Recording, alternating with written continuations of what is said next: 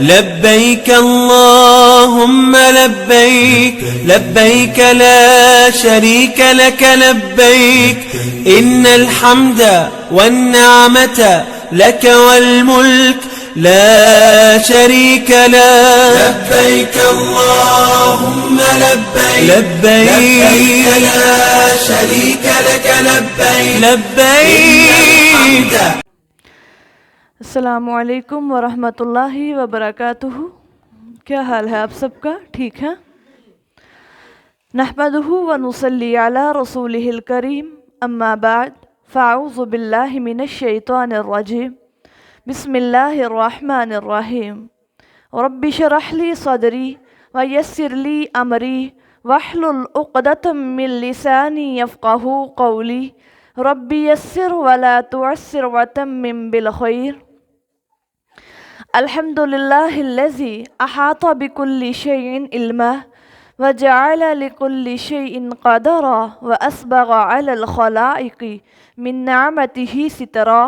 احمدہ سبحانہ واشکرہ واتوب الیہ واستغفرہ. ہر قسم کی تعریف اور حمد اللہ کے لیے جس نے علم کے لحاظ سے ہر چیز کا احاطہ کر رکھا ہے اور ہر ایک چیز کی تقدیر مقرر کر رکھی ہے اور اپنی مخلوقات پر اپنی نعمتوں کا پردہ ڈالا ہوا ہے. میں اللہ سبحانہ و تعالی کی حمد کرتی ہوں اور اس کا شکر ادا کرتی ہوں اور اس کی طرف توبہ کرتی ہوں اور اس سے بخشش طلب کرتی ہوں. پارہ نمبر 10 آج ہمارا سٹارٹ ہو رہا ہے. وَاعْلَمُوا أَنَّمَا غَنِمْتُم مِّن شَيْءٍ فَإِنَّ لِلَّهِ خُمُسَهُ وَلِلرَّسُولِ وَلِذِي الْقُرْبَى وَالْيَتَامَى وَالْمَسَاكِينِ وَابْنِ السَّبِيلِ إِن كُنتُمْ آمَنتُم بِاللَّهِ وَمَا أَنزَلْنَا عَلَى عَبْدِنَا يَوْمَ الْفُرْقَانِ يَوْمَ الْتَقَى الْجَمْعَانِ وَاللَّهُ عَلَى كُلِّ شَيْءٍ قَدِيرٌ. وَاعْلَمُوا اور جان لو جو چیز بطور غنیمت کے تمہارے ہاتھ لگے اس میں سے ہاتھوں ہاتھ اس میں سے 5واں حصہ اللہ کا اور اس کے رسول کا ہے. رسول کے قریبی رشتہ داروں، یتیموں، مسکینوں اور مسافروں کا ہے. اگر تم اللہ پر اور اس چیز پر ایمان رکھتے ہو ہم نے اپنے بندے پر فیصلے کے دن جو نازل فرمائی جس دن دونوں جماعتیں باہم مقابل ہوئی تھیں اور اللہ کو ہر چیز پر قدرت حاصل ہے. اب یہاں پر اللہ ذوالجلال مال غنیمت کے احکام بیان فرما رہے ہیں. یہ غنیمت جو تھی یہ تمام پہلی امتوں پر حرام تھی اور کسی بھی نبی کو مال غنیمت ہاتھ لگتا تو اس کو ایک جگہ جمع کر دیا جاتا، آسمان سے آگ آتی اور اس کو جلا جاتی. یہی قبولیت کی بھی علامت تھی. لیکن اللہ کریم نے اپنی مہربانی سے امت محمدیہ صلی اللہ علیہ وسلم کے لیے حلال اور مباح کر دیا. مسند احمد میں ارشاد نبوی صلی اللہ علیہ وسلم ہے کہ مجھے 5 چیزیں من جانب اللہ ایسی دی گئی ہیں کہ مجھ سے پہلے کسی نبی کو نہیں دی گئی. اس میں سے ایک یہ بھی ہے کہ مجھ پر مال غنیمت کو حلال کر دیا گیا ہے. اب اللہ کریم نے یہاں پر یہ بھی فرمایا کہ میں نے اپنے نبی پر اور چیزیں کون سی حلال کی ہیں جو کسی اور نبی پر نہیں حلال کی. یعنی میں سارے جہان کے لیے نبی رسول بنا کر کے بھیجا گیا ہوں. 1 مہینے کی مسافت سے دور ہی میرا رعب دشمنوں پر طاری ہو جاتا ہے. اور پھر جو مجھ سے پہلے کسی نبی کے لیے حلال نہیں یعنی مال غنیمت وہ مجھ پر حلال کر دیا گیا. نمبر 4 میرے لیے ساری زمین مسجد ہے جہاں چاہوں نماز ادا کروں. ہاں 7 مقام ایسے ہیں جہاں نماز پڑھنی جائز نہیں ہے.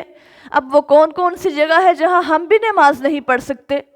نمبر 1 کوڑا کرکٹ گندگی ناپاک جگہ جہاں پر ناپاکی ہو وہاں پر ہم نماز نہیں پڑھیں گے. نمبر 2 کمیلا یعنی ذبح کرنے کی جگہ. اور نمبر 3 قبرستان. نمبر 4 بیچوں بیچ راستہ. نمبر 5 حمام. نمبر 6 اونٹوں کا باڑا. دھیان سے ذرا توجہ سے ان پوائنٹس کو نوٹ رکھنا ہے. نمبر 7 بیت اللہ خانہ کعبہ کی چھت.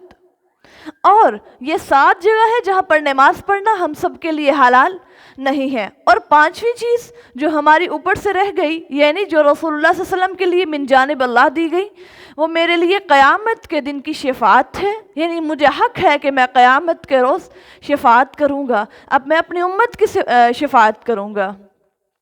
بخاری اور مسلم کی روایت میں چھٹی چیز کا بھی ذکر ہے، مجھ پر نبوت ختم کر دی گئی، یعنی میرے بعد کوئی نبی نہیں آئے گا۔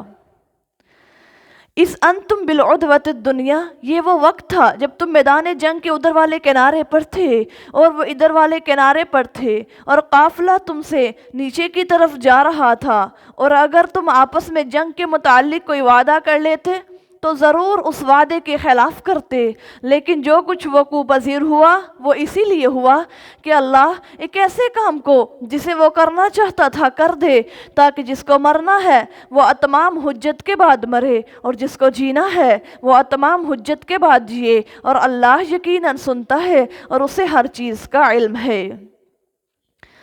اب یہاں پر یہ بات ہو رہی ہے جنگ بدر کا واقعہ جو اچانک ہوا تھا۔ تم قافلے کو لوٹنے کی نیت سے گئے تھے جو سمندر کے کنارے بدر سے 3 میل کے فاصلے پر موجود تھا، اور کافر بچانے کو آئے تھے، مگر قافلہ تو دور رہا، یعنی سمندر کے کنارے۔ پھر دونوں لشکر جو تھے کافروں کا اور مسلمانوں کا آپس میں مل گئے، اور اب ان کو لڑنا ہی پڑا۔ اللہ تعالیٰ کو یہی منظور تھا کہ ہوا اس طرح، اور پھر لڑائی ہوئی اور کافروں کو شکست ہو گئی، ان کا زور ٹوٹے اور مسلمان غالب ہو جائیں اور ان کا حوصلہ بڑھے۔ لیہلک من ہلک کا مقصد یہی ہے۔ یہاں پر اللہ کریم فرما رہے ہیں کہ جو جان کر مرا، یعنی اس فتح کے بعد کافروں پر جو تصدیق پیغمبر کھل گئی، جو مرا وہ بھی جان کر مرا، اور جو جیتا رہا وہ بھی جیتا رہا، یعنی اسلام پر جیتا رہا، اور یہ بےمانی حق جان کر، تاکہ اللہ کا الزام پورا ہو جائے کہ ہم نے اپنے نبی کو حق دے کر بھیجا ہے۔ اِذْ یُرِیکَہُمُ اللَّهُ فِی مَنَامِکَ قَلِیلًا، وہ وقت بھی یاد کیجئے جب عالم خواب میں اللہ نے آپ کو ان کی تعداد بہت کم کر کے دکھائی، اور اگر آپ کو ان کی کثرت دکھاتا تو تمہارے پاؤں پھسل جاتے اور تم اس بارے میں باہمی تنازع کرتے، لیکن خدا نے تمہیں بچا لیا، اور بے شک وہ دل کے خیالات کو بھی جانتا ہے۔ وَإِذْ يُرِيكُمُوهُمْ، اور جب تم ایک دوسرے کے ساتھ ان کو آپس میں ایک دوسرے کے مقابلے پر آئے تھے تو تمہاری آنکھوں میں اللہ نے ان کو قلیل التعداد کر کے دکھایا، اور ان کی آنکھوں میں لیکن تھوڑا کر کے دکھایا، تاکہ وہ کام جو ہونے والا ہے اللہ اسے مکمل کر دے اور سب امور اللہ ہی کی طرف پھیرے جائیں گے۔ فرمایا کہ کل امور، تمام معاملات اللہ ہی کی طرف لوٹائے جائیں گے، جو کچھ وہ حکم دیتا ہے وہی ہو کر رہتا ہے۔ اگر انسان ہزار کچھ اور چاہے لیکن نہیں ہوگا، جو اللہ چاہے وہی ہوگا۔ یا ایھا الذین آمنوا، اے ایمان والو، جب تم کفار کے کسی گروہ کے مقابلے پر آؤ ثابت قدم رہو اور اللہ کو بہت بہت یاد کرو تاکہ تمہیں کامیابی ہو جائے۔ اب جب مسلمان جنگ بدر میں گئے تو وہاں پر اللہ کریم نے مسلمانوں کو جو کافر تھے وہ قلیل تعداد میں دکھائے، اور حالانکہ مسلمانوں کی تعداد ساری صرف 313 تھی اور جو کافر تھے وہ 1000 کا لشکر تھا۔ پھر اللہ ذوالجلال نے کافروں کو مسلمان زیادہ کر کے دکھائے، اور پھر مسلمانوں کو کافر کم اس لیے دکھائے کہ ان کی ہمت بندی رہے، ان کا حوصلہ جو وہ کم نہ ہو جائے اور وہ لڑائی کے لیے آمادہ ہو جائے۔ لڑائی کے لیے تو وہ پہلے بھی آمادہ تھے لیکن ان کے اندر حوصلہ اور قوت اور بڑھ جائے۔ پھر اللہ فرماتے ہیں میرے بندو، جب تم کفار کے مقابلے پر آؤ، یعنی جب تم جنگ کی حالت میں بھی آؤ تو اللہ کو یاد کرنا ہے۔ حالت امن میں تو کرنا ہی کرنا ہے، لیکن حالت جنگ میں بھی اللہ کو نہیں بولنا۔ فرمایا یہی تمہاری کامیابی کا راز ہے، اگر تم کامیاب ہونا چاہتے ہو تو تم حالت جنگ میں بھی اور حالت امن میں بھی اللہ کو یاد کرو۔ وَأَطِیعُوا اللَّهَ وَرَسُولَهُ، اور اللہ اور اس کے رسول کی اطاعت کرو، آپس میں تنازع نہ کرو، یعنی تم آپس میں جھگڑوں میں مت پڑ جاؤ، بلکہ صرف جو اللہ نے دے دیا ہے اور میرے رسول کی اتباع کر لو، ورنہ تمہارے پاؤں پھسل جائیں گے اور تمہاری ہوا اکھڑ جائے گی، اور صبر اختیار کرو، بے شک اللہ صبر کرنے والوں کے ساتھ ہے۔ یعنی اگر تم پیارے پیغمبر علیہ السلام کی اطاعت نہیں کرو گے تو تمہاری جو شان و شوکت، تمہارا وقار جو وہ گم ہو جائے گا، کافروں کا رعب تم پر طاری ہو جائے گا، اور صبر سے کام لو۔ ولا تکونوا کالذین خرجوا، اور ان لوگوں کی مانند نہ بنو جو اپنے گھروں سے سرکشی اور لوگوں کو دکھانے کے خیال سے نکلے ہیں اور اللہ کی راہ سے لوگوں کو روکتے ہیں، اور ان کے سب اعمال اللہ کے احاطہ علم میں ہے۔ وَإِذْ زَيَّنَ لَهُمُ الشَّيْطَانُ، اور جس وقت شیطان نے ان کے اعمال ان کے سامنے آراستہ کر کے پیش کیا اور کہا کہ آج لوگوں میں سے کوئی ایسا نہیں جو تم پر غالب آئے اور میں تمہارا پشت پناہ ہوں، پھر جب دونوں گروہ آمنے سامنے آئے تو اپنے الٹے پاؤں بھاگ گیا۔ کون بھاگ گیا؟ شیطان بھاگ گیا اور کہنے لگا کہ میں تم سے بری ذمہ ہوں، میں وہ چیز دیکھ رہا ہوں جو تم نہیں دیکھتے، بے شک اللہ سے ڈرتا ہوں اور اللہ سخت عذاب دینے والا ہے۔ اب جب کافر جمع ہو کر لڑائی کو نکلے لڑائی پر، تو راہ میں ایک شخص ملا بوڑھا، کہا میں بھی مسلمانوں کا دشمن ہوں، تمہاری رفاقت کو آیا ہوں اور جنگ کا بڑا ماہر ہوں میں جنگ کا۔ اب یہ شیطان کے روپ میں ایک بوڑھا آدمی آیا۔ پھر جب لڑائی ہونے لگی تو ابو جہل سے ہاتھ چھڑا کر بھاگ گیا۔ اس شخص کو نہ پہلے کسی نے دیکھا ہے نہ پیچھے، یعنی بعد میں کسی نے بھی نہیں دیکھا۔ اب وہ شیطان تھا، جب اس نے جبرائیل اور میکائیل کو دیکھا مسلمانوں کی طرف وہ بھاگا۔ اللہ فرماتے ہیں دیکھیں جو انسان دشمنی کے روپ میں آتا ہے، جو انسان شیطان کے روپ میں آتا ہے، وہ پھر جب اگلے بندے کی طرف سے اس کو مار پڑنے والی ہوتی ہے، جب وہ قوت دیکھتا ہے تو پھر وہ اسی طرف ہو لیتا ہے اپنے آپ کو۔ پھر اس نے ساتھ ہی کہہ دیا کہ میں ڈرتا ہوں اللہ سے، بے شک اللہ جو ہے سخت سزا دینے والا۔ جب اس نے دیکھا کہ مسلمانوں کے ساتھ اللہ تعالیٰ آسمان سے غیبی فرشتوں کی مدد نازل کر رہے ہیں، یعنی جبرائیل اور میکائیل آ رہے ہیں، تو ساتھ ہی وہ الٹے پاؤں بھاگ گیا۔ اِذْ یقول المنافقون، یاد کرو جب منافق اور وہ لوگ جن کے دلوں پر کفر کا مرض تھا کہتے تھے کہ ان لوگوں کو تو ان کے دین نے دھوکے میں ڈال رکھا ہے، اور جو شخص اللہ پر بھروسہ رکھتا ہے تو اللہ بھی اس کے لیے یقیناً عزیز اور حکیم ہے۔ یہاں پر مسلمانوں کی دلیری دیکھ کر منافق اس طرح تان کرنے لگے تھے، تو اللہ نے فرمایا یہ غرور نہیں ہے، توکل ہے۔ یعنی جو مسلمان ہیں وہ اللہ پر توکل کرتے ہیں، اور مومن کو ہر حال میں اللہ پر بھروسہ اور اعتماد ہوتا ہے، وہ اللہ کی رحمت سے نا امید نہیں ہوتا۔ یعنی مسلمانوں کی تھوڑی جمعیت اور بے سر و سامان اور اس پر ایسی دلیری شجاعت دیکھتے ہوئے منافقین اور ضعیف القلب کلمہ گو کہنے لگے تھے کہ یہ مسلمان اپنے دین اور حقانیت کے خیال پر مغرور ہیں، لیکن مومن تو مغرور نہیں ہوتا، وہ اللہ پر توکل کے سر پر اس کے اندر جو اتنی زیادہ قوت اور جرأت آ جاتی ہے، جو اس طرح اپنے آپ کو موت کے منہ میں ڈال دیتے ہیں۔ اب دیکھیں کافر ہیں، وہ تانا زنی کر رہے ہیں کہ مسلمان اتنے مغرور ہو گئے ہیں اور اپنے آپ کو موت کے منہ ڈال رہے ہیں۔ مسلمان تو ڈرتا ہی نہیں ہے، کیونکہ اس کو پتہ ہے میں نے مرنا نہیں ہے، میں نے تو شہید ہو جانا ہے، اور میں نے فوت ہونے کے بعد، شہید ہونے کے بعد میں نے اللہ کی جنت کا وارث بن جانا ہے۔ اور جو کافر ہوتا ہے اس کو اپنے انجام کا پتہ ہوتا ہے، وہ تو موت سے بھی ڈرتا ہے، اور جو مومن ہوتا ہے وہ موت سے نہیں ڈرتا۔ اللہ نے اس کا جواب دیا کہ غرور نہیں بلکہ توکل، وَمَن يَتَوَكَّلْ عَلَى اللَّهِ، اور وہ جو توکل کرے اللہ پر۔ وَلَوْ تَرَىٰ إِذْ يَتَوَفَّى الَّذِينَ كَفَرُوا، کاش آپ اس وقت دیکھیں جب فرشتے کافروں کی روحیں قبض کرتے ہیں اور ان کے چہروں پر، ان کی پشت پر مارتے ہیں اور کہتے ہیں کہ آتش سوزاں کے عذاب کا مزہ چکھو۔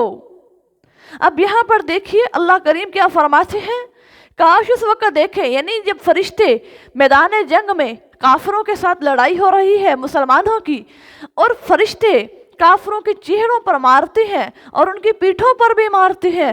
پھر ایک صحابی نے کہا کہ میں نے ابو جہل کی پیٹھ پر کانٹوں کے نشان دیکھے۔ آپ صلی اللہ علیہ وسلم نے فرمایا ہاں یہ فرشتوں کی مار کے نشان ہیں، یعنی ایسے نشانات دیکھے بھی گئے ہیں جنگ بدر کے موقع پر کافروں کی پشت پر۔ ذَلِكَ بِمَا قَدَّمَتْ أَيْدِيكُمْ، یہ سزا ان افعال کی بنا پر ہے جو تم نے اپنے ہاتھوں آگے بھیجے، اور یقیناً اللہ اپنے بندوں پر ظلم ہرگز نہیں کرتا۔ آپ ذرا یہاں پر غور کیجئے، اللہ فرماتے ہیں آج تم جو کرو گے وہ تمہیں اس کا بدلہ ملے گا، کل قیامت کے روز اپنے ہاتھوں سے جو اعمال کر کے جاؤ گے تمہیں اس کا اجر مل جائے گا۔ میں اللہ کسی پر ظلم نہیں کرتا۔ اللہ تعالیٰ سورۃ القحف کے اندر بھی فرماتے ہیں کہ میں اللہ کسی پر ظلم نہیں کرتا۔ کداب آل فرعون، ان کی حالت آل فرعون کے مانند ہے، اور ان لوگوں کے مانند جو ان سے پہلے تھے، انہوں نے اللہ کی آیتوں سے انکار کیا تو اللہ نے ان سے ان کے گناہوں پر مواخذہ کیا، بے شک اللہ بڑا زور اور سخت سزا دینے والا ہے۔ ذالک بأن اللہ لم یکن مغیرا، یہ اس لیے ہے کہ اللہ کسی ایسی نعمت کو جو اس نے کسی قوم کو دے رکھی ہو نہیں بدلتا جب تک کہ وہ لوگ اپنی حالت کو نہ بدل دیں، اور بلا شبہ اللہ سنتا اور جانتا ہے۔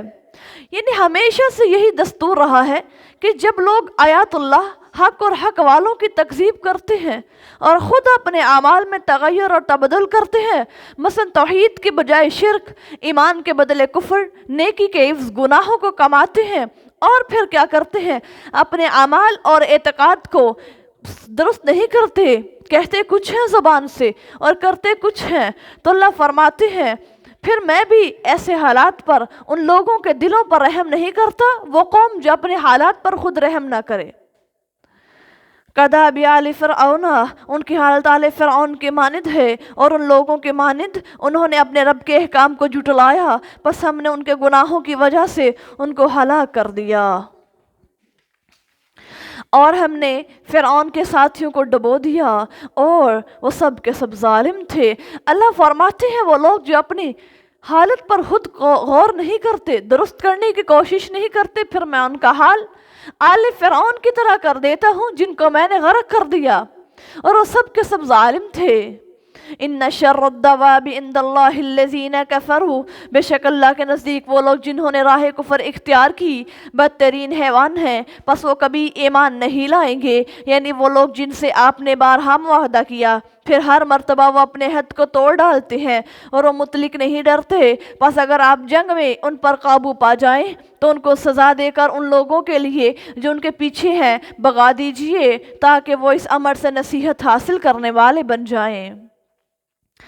اب اللہ فرماتے ہیں جو زمین پر چلتے ہیں ان سب میں بدتر اللہ کے نزدیک وہ لوگ ہیں جو کفر پر جمے ہوئے ہیں، جو گمراہی پر ڈٹے ہوئے ہیں۔ پھر ان کی عادت بتائی کہ جب وہ عہد کرتے ہیں تو اس پر ثابت قدم نہیں رہتے، ادھر قولو قرار کیا، ادھر جٹ ہی بدعہد شکنی کر دی، نہ خدا کا خوف نہ گناہ کا کھٹکا۔ ایسوں کا یہ علاج ہے کہ جب ان پر لڑائی میں قابو چلے تو خوب ہی سزا دی جائے تاکہ بعد والوں کو عبرت ہو جائے۔ اللہ فرماتے ہیں وہ لوگ جو گمراہی پر ڈٹ جاتے ہیں ان کو پھر تم نے دردناک سزا دینی ہے۔ کب؟ جب وہ جنگ کے موقع پر تمہارے ہاتھ لگے۔ وَإِمَّا تَخَافَنَّ مِنْ قَوْمٍ، اور اگر آپ کو کسی قوم کے بد شکنی کا یا عہد شکنی کا اندیشہ ہو تو آپ بھی ان کا معاہدہ ان کی طرف پھینکیں، بے شک عہد توڑنے والے غداروں کو اللہ محبوب نہیں رکھتا۔ کافر یہ نہ سمجھیں کہ وہ ہماری گرفت سے بھاگ نکلے ہیں، یقیناً وہ لوگ اللہ کو عاجز نہیں کر سکتے، اور ان کے مقابلے کے لیے جس قدر قوت تم سے بن پڑے اور جس قدر گھوڑے باندھ سکو مہیا کیے رہو، تاکہ اس کے ذریعے ان کے دلوں میں جو اللہ کے دشمن تو اور تمہارے دشمن ہیں دھاک بیٹھائے رکھو، اور ان کے علاوہ دوسروں کے دلوں میں بھی جن سے تم واقف نہیں، اللہ ان سے واقف ہے، اور اللہ کی راہ میں جو کچھ خرچ کرو گے وہ پورا پورا تمہیں دے دیا جائے گا، اور تم گھاٹے میں نہیں رہو گے۔ اب یہاں پر کیا فرمایا جا رہا ہے؟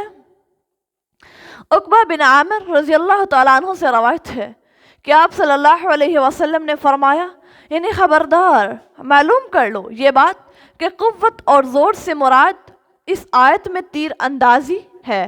3 مرتبہ آپ نے فرمایا خبردار، سن رکھو، اللہ ملکوں کو تم پر فتح کر دے گا، اور جہاد کی ضرورت سب پر رہے گی، یعنی سب پر جہاد کی ضرورت نہ رہے گی، اور کیونکہ مسلمان اس کثرت سے ہو جائیں گے کہ ہزاروں کو جہاد کی نوبت ہی نہیں آئے گی۔ مگر پھر بھی تم نے کیا کرنا ہے، مسلمان اپنے پاس ایسے ہی نہ بیٹھے رہے، بلکہ اس حال میں بھی تیر کمان سے کھیلے، یعنی اگر جہاد کی نوبت آ بھی جائے تو پھر ایک دوسرے کو یہ نہیں بلکہ حالت جنگ میں بھی اپنے آپ کو تیار رکھیں، اور جو ان کو تیر اندازی کرنی آتی ہے وہ اپنے اس تیر اندازی کے شغل سے وہ پھر حالت جنگ میں میدان جنگ میں شامل ہو جائیں۔ وَإِن جَنَحُوا لِلسَّلْمِ فَاجْنَحْ لَهَا، اگر وہ صلح کے لیے جھکے تو آپ بھی انہیں پناہ میں لے لیجئے، اور اللہ پر بھروسہ رکھیے، بے شک اللہ سننے والا اور جاننے والا ہے۔ اب اس آیت میں حدیبیہ والے دن رسول اللہ صلی اللہ علیہ وسلم نے مشرکین مکہ سے 9 سال کے لیے صلح کر لی، جو کئی شرائط پر طے ہوئی تھی۔ اب اس کا تفصیلی تذکرہ انشاءاللہ ہم سورۃ الفتح میں پڑھیں گے، صلح حدیبیہ کا سارا۔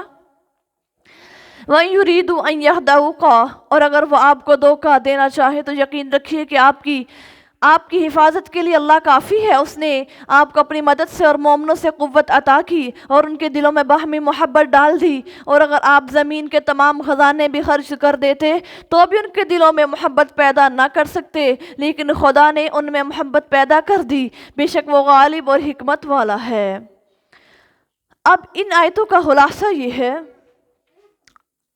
کہ اوس اور حضرج انصار کے قبیلوں میں جاہلیت میں خوب آپس میں تلوار چلا کرتی تھی، مگر اسلام نے اس عداوت کو محبت سے بدل دیا۔ ابن عباس رضی اللہ تعالیٰ عنہ فرماتے ہیں کہ رشتہ داریاں بھی ٹوٹ جاتی ہیں، احسان کی بھی ناشکری کر دی جاتی ہے، لیکن جب خدا کی طرف سے دل ملا دیے جاتے ہیں تو پھر ان کو کوئی طاقت جدا نہیں کر سکتی۔ یعنی جب اللہ کا احسان ہوتا ہے پھر آپس میں لڑائیاں دور ہو جاتی ہیں، پھر احسان کی بے ناشکری نہیں کر دی جاتی ہے، ہر چیز پیچھے کر کے اللہ کہتے ہیں پھر میں ان کے دلوں میں محبت بٹھا دیتا ہوں۔ یا ایھا النبی حسبک اللہ، اے پیغمبر صلی اللہ علیہ وسلم، آپ کے لیے اللہ اور وہ مومن جنہوں نے آپ کی پیروی اختیار کی ہے کافی ہے۔ اے نبی، ایمان والوں کو جہاد کی ترغیب دیجیے، اگر تم میں سے پیش ثابت قدم رہنے والے ہوں گے تو وہ 200 پر غالب آئیں گے، اور اگر تم میں سے 100 ہوں گے تو وہ کافروں کے 1000 پر غالب آئیں گے، کیونکہ کافر ایسے لوگ ہیں جو سمجھ بوجھ سے عاری ہیں۔ اب یہاں پر دیکھیے ذرا، اللہ فرماتے ہیں یقین نہیں رکھتے اللہ پر اور ثواب پر، جس کو یقین ہے وہ موت پر دلیر ہے۔ اللہ فرمانا یہاں پر یہ چاہ رہے ہیں کہ مسلمان یقین میں کامل تھے، ان پر حکم ہوا کہ آپ سے 10 برابر کافروں پر جہاد کرے، حالانکہ ایک بندہ صرف ایک سے لڑ سکتا ہے یا 2 سے لڑ سکتا ہے، لیکن اللہ کریم نے ذرا دیکھیے کیا فرمایا، اگر تم میں 220 ہوں گے تو وہ 200 پر ثابت قدم رہیں گے، یعنی ایک آدمی 10 آدمیوں کے مقابلے میں۔ پھر فرمایا اب اللہ نے تم پر سے بوجھ اور بھی ہلکا کر دیا، کیونکہ وہ جانتا ہے کہ تم میں کمزور اور ناتواں بھی ہیں، بس اگر تم میں سے 100 ثابت قدم رہنے والے ہوں گے تو 200 پر غالب آئیں گے، اور اگر تم میں 1000 ہوں گے تو وہ پھر 2000 پر اللہ کے حکم سے غالب آئیں گے، اور اللہ صبر کرنے والوں کے ساتھ ہے۔ ما کان لنبی ان یکون لہ اسری حتی یثخن فی الارض، یہ بات نبی کے شان نہیں کہ اپنے قبضہ میں قیدی لے جب تک ملک بھر میں کافروں کا صفایا نہ کر دے۔ لوگ دنیاوی مال و اسباب چاہتے ہو اور اللہ تمہارے لیے آخرت کا سامان چاہتا ہے، اور اللہ غالب اور حکمت والا ہے۔ اس آیت میں دنیا کی چاہت کی مذمت اور آخرت کی ترغیب دلائی گئی ہے۔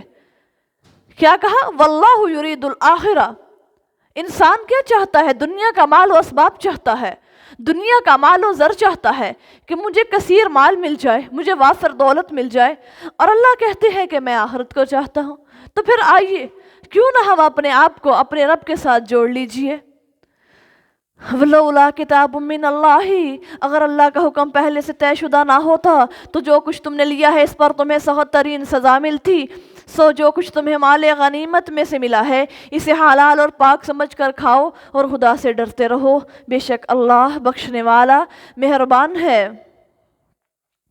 اب یہاں پر اس آیت کا شان نزول لولا کتاب من اللہ، حضرت ابو بکر اور حضرت عمر رضی اللہ تعالیٰ عنہ سے آپ صلی اللہ علیہ وسلم نے فرمایا غزوہ بدر میں، یعنی جب مسلمانوں کو فتح ہوئی اور 70 کافر قید ہو کر آئے تو اللہ کے نبی اب کن کو بٹھایا؟ ابو بکر کو اور حضرت عمر رضی اللہ تعالیٰ عنہما کو، کہ ان قیدیوں کے بارے میں تمہاری کیا رائے ہے؟ حضرت ابو بکر رضی اللہ تعالیٰ عنہ نے فرمایا، مشورہ دیا کہ یہ لوگ جو آپ کے قرابت دار ہیں، میری دانست میں اگر فدیہ لے کر ان کو چھوڑ دیا جائے تو اس وقت مال سے مسلمانوں کو قوت ہوگی، اور یہ بھی امید ہے کہ شاید ان کو اللہ تعالیٰ اسلام کی ہدایت نصیب کر دے۔ پھر آپ صلی اللہ علیہ وسلم نے حضرت عمر رضی اللہ تعالیٰ عنہ سے مشورہ کیا تو انہوں نے کہا، اے اللہ کے نبی صلی اللہ علیہ وسلم، میری رائے یہ نہیں ہے، بلکہ میرا تو خیال یہ ہے کہ آپ صلی اللہ علیہ وسلم ہم کو حکم دیں تو ہم ان کو قتل کر دیں اور یوں ہو کہ عقیل کو حضرت علی رضی اللہ تعالیٰ عنہ کے حوالہ کر دیں اور میرے فلاں رشتہ دار کو میرے حوالے کیا جائے، بس اپنے اپنے رشتہ داروں کو قتل کریں، کیونکہ یہ لوگ کفر کے بانی مبانی اور سردار ہیں۔ بس رسول خدا صلی اللہ علیہ وسلم نے حضرت ابوبکر صدیق رضی اللہ تعالیٰ عنہ کے مشورے پر عمل کر لیا، یعنی ان کو پسند فرمایا، یعنی قیدیوں کو رہا کر دیا جائے۔ اس مشورے کو پسند فرمایا، یعنی فدیہ لے کر قیدیوں کو چھوڑ دیا۔ حضرت عمر رضی اللہ تعالیٰ عنہ کہتے ہیں کہ میرا مشورہ آپ صلی اللہ علیہ وسلم نے پسند نہ فرمایا۔ پھر جب دوسرے روز آپ صلی اللہ علیہ وسلم کی خدمت میں حاضر ہوا تو کیا دیکھتا ہوں کہ آپ صلی اللہ علیہ وسلم اور حضرت ابوبکر صدیق دونوں رو رہے ہیں بیٹھ کر۔ میں نے سبب معلوم کیا کہ اللہ کے نبی ابوبکر آپ دونوں کیوں رو رہے ہیں؟ فرمایا کہ عمر فاروق رضی اللہ تعالیٰ عنہ، میں نے کل تیرے مشورے کو رد کیا ہے، یعنی تیرے مشورے کو میں نے پسند نہیں فرمایا، تو اللہ نے آسمان سے اپنی خفگی یعنی ناراضگی کا اظہار فرمایا ہے، اور فرمایا ایک درخت جو وہاں سے قریب تھا اس کی طرف اشارہ کر کے فرمایا کہ اللہ کا عذاب اس سے بھی قریب تر ہے۔ جیسے کوئی چیز پاس ہو تو کہتے ہیں نا اس چیز سے بھی زیادہ قریب، فرمانے لگے کہ وہاں پر کوئی درخت قریب تھا، تو اللہ کے نبی صلی اللہ علیہ وسلم نے فرمایا کہ اللہ کریم نے مجھے یہ خبر دی ہے کہ جتنا یہ درخت قریب ہے اتنا ہی یا اس سے بھی زیادہ اللہ کا عذاب قریب تر ہے۔ اور اللہ نے آیت نازل فرمائی، کون سی؟ لولا کتاب من اللہ سبق لمسکم فیما اخذتم، اور اللہ کا حکم پہلے سے طے شدہ نہ ہوتا تو جو کچھ تم نے لیا ہے اس پر سخت ترین تمہیں سزا ملتی۔ یعنی دیکھیں اللہ کریم اپنے نبی سے ناراضگی کا اظہار فرما رہے ہیں، حالانکہ وہ نبی تو رحمت للعالمین ہیں، اللہ کو اتنے محبوب نبی ہیں، لیکن اللہ کو جو بات میرے نبی کی بھی پسند نہیں آئی تو وہاں پر فرما دیا اخذتم عذاب عظیم۔ تو ہم پھر کس خوشحالی میں ہیں، کس خوش فہمی ہیں؟ اللہ اکبر۔ یا ایھا النبی قل لمن فی ایدیکم من الاسری، اے نبی صلی اللہ علیہ وسلم آپ کے قبضہ میں جو بھی قیدی ہیں ان سے کہہ دیجئے کہ اللہ کو معلوم ہوگا کہ تمہارے دلوں میں نیکی ہے، تو جو کچھ تم سے لیا گیا ہے اس سے بہتر تمہیں دیا جائے گا اور تمہارے گناہ بخش دے گا، اور اللہ بخشنے والا مہربان ہے۔ اور اگر یہ لوگ آپ سے دغا کرنی چاہیں یعنی خیانت کرنا چاہیں تو وہ اس سے بیشتر بھی اللہ سے دغا کر چکے ہیں جس پر اس نے ان کو تمہارے قبضے میں دے دیا، اور اللہ کو ہر بات کا علم ہے اور وہ حکمت والا ہے۔ اب ذرا یہ غور کیجئے گا، جو پیچھے میں نے شان نزول بیان کیے ہے، تو اب اللہ کریم فرمانے لگے ہیں آپ کو یہ ہے کہ جب آپ ان کو قیدیوں سے رہا کر کے فدیہ لے کر ان کو چھوڑ دیں گے اور اللہ کی طرف پلٹ آئیں گے، نہیں، اللہ فرماتے ہیں یہ اس سے پہلے بھی میرے ساتھ دغا کر چکے ہیں، یعنی مجھے دھوکہ دے چکے ہیں۔ ان الذین آمنوا وہاجروا، بے شک وہ لوگ جو ایمان لائے اور انہوں نے ہجرت کی اور انہوں نے اپنے مال و جان سے اللہ کی راہ میں جہاد کر لیا، اور وہ لوگ جنہوں نے ان کو جگہ دی اور ان کی مدد کی، یہی لوگ ایک دوسرے کے دوست ہیں۔ اور وہ لوگ جو ایمان لے آئے اور ہجرت کے لیے تیار نہ ہوئے، تمہیں ان سے دوستی رکھنے کا کوئی حق نہیں حتیٰ کہ وہ ہجرت کے لیے آمادہ ہو جائیں، اور اگر وہ تم سے دین کے معاملے میں مدد طلب کریں تو ان کی مدد تم پر فرض ہے، مگر ان لوگوں کے مقابلے پر نہیں کہ تم میں اور ان میں عہد و پیمان ہو۔ واللہ بما تعملون بصیر، اور اللہ اسے جو تم عمل کرتے ہو خوب دیکھنے والا ہے۔ یعنی اگر یہ اعراب یعنی غیر مہاجر جہاد پر تم سے مدد مانگے تو تم ان کی مدد کرو، یہ مدد کرنا تم پر واجب ہے کیونکہ وہ تمہارے دینی بھائی ہیں۔ ہاں، اگر ایسی قوم کفار پر مدد چاہے جن سے تم کو ایک مدت کے لیے صلح ہے تو تم ان کی صلح مت توڑو اور اپنی قسم سے مت پھرو۔ والذین کفروا بعضهم اولیاء، اور وہ لوگ جنہوں نے راہ کفر اختیار کر رکھی ہے وہ ایک دوسرے کے مددگار ہیں۔ اگر تم آپس میں ایک دوسرے کی مدد نہ کرو گے تو ملک میں ایک فتنہ اور بڑا بھاری فساد برپا ہو جائے گا۔ یعنی اگر تم مشرکوں سے الگ نہ ہوئے اور مومنوں کے دوستدار نہ بنو گے تو زمین میں فتنہ اور دین میں ایک بڑا فساد قائم ہو جائے گا۔ مراد قوت کفار اور ضعف مسلمین ہے، یعنی ہم نے دنیا کے اندر بھی رہتے ہوئے کافروں سے اور مشرکوں سے اپنی دوستیوں کو توڑنا ہے۔ والذین آمنوا وہاجروا وجاہدوا فی سبیل اللہ، اور وہ لوگ جو ایمان لے آئے اور راہ خدا میں گھر بار چھوڑ دیا اور اللہ کی راہ میں جہاد کرتے رہے، اور جن لوگوں نے ان کو جگہ دی اور یہ مدد کی، یہی حقیقت مومن ہے، ان کے لیے بخشش ہے اور جنت میں عزت کی روزی ہے۔ والذین آمنوا، اللہ اکبر. والذین آمنوا بعد وہاجروا وجاہدوا، اور وہ لوگ جو بعد کو ایمان لائے اور انہوں نے ہجرت کی اور تمہارے ساتھ شامل ہو کر اللہ کی راہ میں جہاد کیا، سو یہ لوگ بھی تم ہی میں سے ہیں اور کتاب اللہ کے مطابق رشتہ دار اور ایک دوسرے کے زیادہ حقدار ہوتے ہیں. بے شک اللہ ہر بات سے واقف ہے. یعنی مہاجرین میں جتنے ملتے جائیں سب شریک ہے، اور ناتے والا اگر پیچھے مسلمان ہو یا ہجرت کر کے آیا ہو، پہلے ناتے والے مسلمان مہاجر کا حقدار ہے، یعنی میراث وہی لے گا اگرچہ رفاقت ایک قدیم اوروں سے ہے.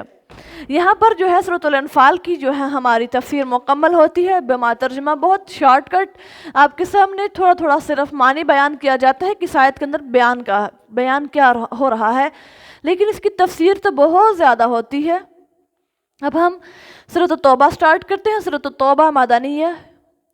اب سورۃ التوبہ کے شروع میں اللہ کریم نے اور اللہ کے ذوالجلال کے نبی نے یعنی تسمیہ نہیں پڑھی، بسم اللہ الرحمن الرحیم نہیں پڑھی. کیوں نہیں پڑھی؟ توبہ اس صورت کے دو نام ہیں، ایک توبہ اور دوسرا سورۃ البراۃ. توبہ اس لحاظ سے ہے کہ بعض مسلمانوں کے قصوروں کی معافی کا ذکر ہے، اور برات اس لحاظ سے ہے کہ اس کی ابتدا میں مشرکین سے بری و ذمہ ہونے کا اعلان ہے. اس سورت کی ابتدا میں بسم اللہ الرحمن الرحیم نہیں لکھی جاتی، اس لیے کہ نبی کریم علیہ الصلاۃ والسلام نے اس سورت کی ابتدا بسم اللہ نہیں لکھوائی. حضرت عثمان رضی اللہ تعالیٰ عنہ سے سوال ہوا تو انہوں نے بھی یہی جواب دیا. اللہ کے نبی صلی اللہ علیہ وسلم نے بسم اللہ نہیں لکھوائی، پھر صحابہ کرام نے بھی بسم اللہ نہیں لکھی، بعد کے لوگ بھی اس کی پیروی کرتے رہے. یہاں یہ نقطہ یہ نکلتا ہے کہ قرآن و حدیث من جانب اللہ ہے، اللہ کی جانب سے نازل کرتا ہے اور ان کی حفاظت اللہ پر ہے. دیکھو نبی صلی اللہ علیہ وسلم سے جوں کا توں لینے اور جیسا دیا گیا ویسا ہی اس کو محفوظ رکھنے میں کسی درجہ احتیاط اور اہتمام سے کام لیا گیا ہے. دیکھیں اللہ کے نبی صلی اللہ علیہ وسلم نے بسم اللہ نہیں پڑھی تو ہم بھی نہیں پڑھتے، صحابہ اکرام نے بھی نہیں پڑھی. کسی انسان نے آج تک کوشش نہیں کی کہ ہم قرآن پاک کتنی زیادہ ہم اس کے مصحف تیار کرتے ہیں، ہم اپنی مرضی سے اس سورت کے شروع میں بسم اللہ لکھوا دیں. کبھی لکھوائی ہے؟ کسی قرآن کے اوپر بھی بسم اللہ نہیں لکھی گئی. اس سے کیا پتہ چلتا ہے کہ جو حکم اللہ کے نبی صلی اللہ علیہ وسلم نے لے لیا، جیسے لے لیا ویسے خاموشی کے ساتھ مان لو. آیت برات من اللہ ہجرت کے 9ویں سال یعنی 9ویں سال نازل ہوئی. نبی علیہ الصلوۃ والسلام نے حضرت ابوبکر صدیق کو اس سورت کی تبلیغ کے لیے امیر الحج کر کے بھیجا. تھوڑی دیر بعد حضرت علی کو بھی پیچھے بھیج دیا. حضرت ابوبکر نے یہ خیال کیا کہ شاید مجھ سے کوئی ناراضگی کی وجہ سے اللہ کے نبی صلی اللہ علیہ وسلم نے مجھے معزولی کا حکم یعنی پیچھے ہٹنے کا حکم صادر فرما دیا. اس بات کو معلوم کرنے کی غرض سے دربار نبی صلی اللہ علیہ وسلم میں حاضر ہوئے اور معلوم کیا کہ میرے حق میں کوئی حکم اترا ہے. آپ نے فرمایا نہیں، صرف بات یہ ہے کہ مجھ کو خیال آیا ایسا پیغام پہنچانا عرب کے دستور کے موافق قریبی رشتہ داروں کو حق ہے.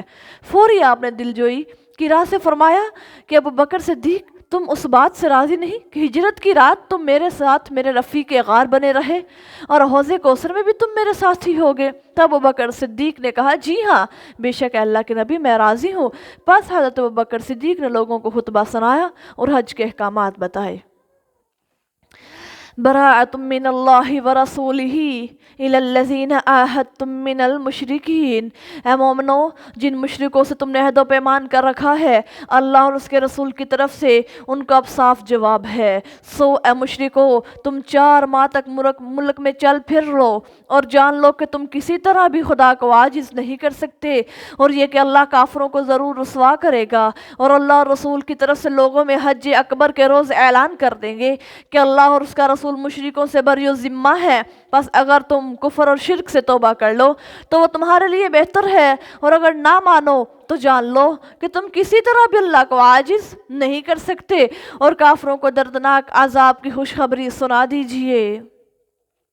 یعنی قریش مکہ کی بدعہدی کی آخری مثال صلح حدیبیہ تھی.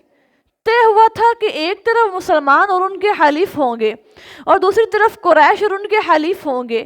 ذرا تفسیر کو سمجھیے کہ مسلمانوں کے ساتھ قبیلہ خزاع شریک ہوا، قریش کے ساتھ بنو بکر. صلح کی بنیادی شرط یہ تھی کہ 10 سال تک دونوں کے درمیان کوئی بھی لڑائی نہیں ہوگی بلکہ صلح رہے گی. اب 10 سال اور ابھی 2 برس بھی نہیں گزرے تھے کہ بنو بکر نے خزا پر حملہ کر دیا اور قریش نے ان کی مدد کی۔ بنو خزا نے کعبہ میں بنام خدا ایمان مانگی، مگر پھر بھی ان کو بے دریغ قتل کر دیا گیا۔ پھر کیا ہوا کہ 40 آدمی صرف بچ کر مدینے میں پہنچے اور سارا حال پیغمبر اسلام صلی اللہ علیہ وسلم کو سنایا۔ اب معاہدہ کی روح سے آپ کا فرض ہو گیا کہ قریش کے بعد یہ جو عہد شکنی تھی اس کو برداشت نہ کریں، چنانچہ 10,000 مسلمانوں کے ساتھ انہوں نے کوچ کیا اور بغیر کسی قابل ذکر خون ریزی کے مکہ کی فتح مبین ظہور میں آ گئی۔ اب فتح مکہ کب ہوا؟ فتح مکہ کے بعد 9 ہجری میں اس سورت کی ابتدائی آیات 30 یا 40 تک نازل ہوئیں۔ اِلَّا الَّذِينَ عَاهَدتُّمْ، مگر جن مشرکوں سے تم نے معاہدہ کیا، پھر انہوں نے ایفائے عہد میں کوئی کمی نہیں کی اور نہ تمہارے خلاف کسی کو مدد دی، اور اللہ اور ان کا ان کے مقرر کردہ تک پورا کرو۔ اللہ فرماتے ان کا جو ہے وعدہ وَأَتِمُّوا إِلَيْهِمْ عَهْدَهُمْ إِلَى مُدَّتِهِمْ، یقیناً اللہ پرہیزگاروں کو محبوب رکھتا ہے۔ فَإِذَا انْسَلَخَ الْأَشْهُرُ الْحُرُمُ، پس جب حرمت اور امن کے مہینے گزر جائے تو جہاں کہیں مشرکوں کو پاؤ ان کو مارو اور انہیں گرفت کرو، ان کو گھیر لو اور ہر جگہ ان کی طاق میں بیٹھو۔ پھر اگر وہ رجوع کر لیں اور پابندی سے نماز ادا کریں اور زکوٰۃ دیں تو ان کا راستہ چھوڑ دو، بے شک اللہ بخشنے والا مہربان ہے۔ اگر مشرکوں میں سے کوئی شخص آپ سے پناہ طلب کرے تو اسے پناہ دے دیجئے حتیٰ کہ وہ اللہ کا کلام سن لے، پھر اس کو اس کے امن و امان کی جگہ پہنچا دیجئے۔ یہ رعایت اس لیے ہے کہ ان لوگوں کو احکام الہی کا کچھ علم ہی نہیں ہے۔ یعنی دوران جنگ میں اگر کوئی دشمن جو ہے تم سے درخواست کرے کہ میں اسلام کو سمجھنا چاہتا ہوں تو مسلمانوں کو چاہیے کہ اسے امان دے دے، امان دے کر اپنے ہاں آنے کا موقع دے کہ ہو سکتا ہے یہ انسان کچھ اسلام کے قوانین کو سمجھ کر مسلمان ہو جائے۔ تو اللہ کریم نے یہاں پر امان دینے کا حکم دیا، یہ نہیں کہا کہ تم فوراً سے اس کو قتل کر دو، بلکہ تم اس کو ایک دفعہ موقع ضرور دو کہ وہ اسلام کو سمجھے۔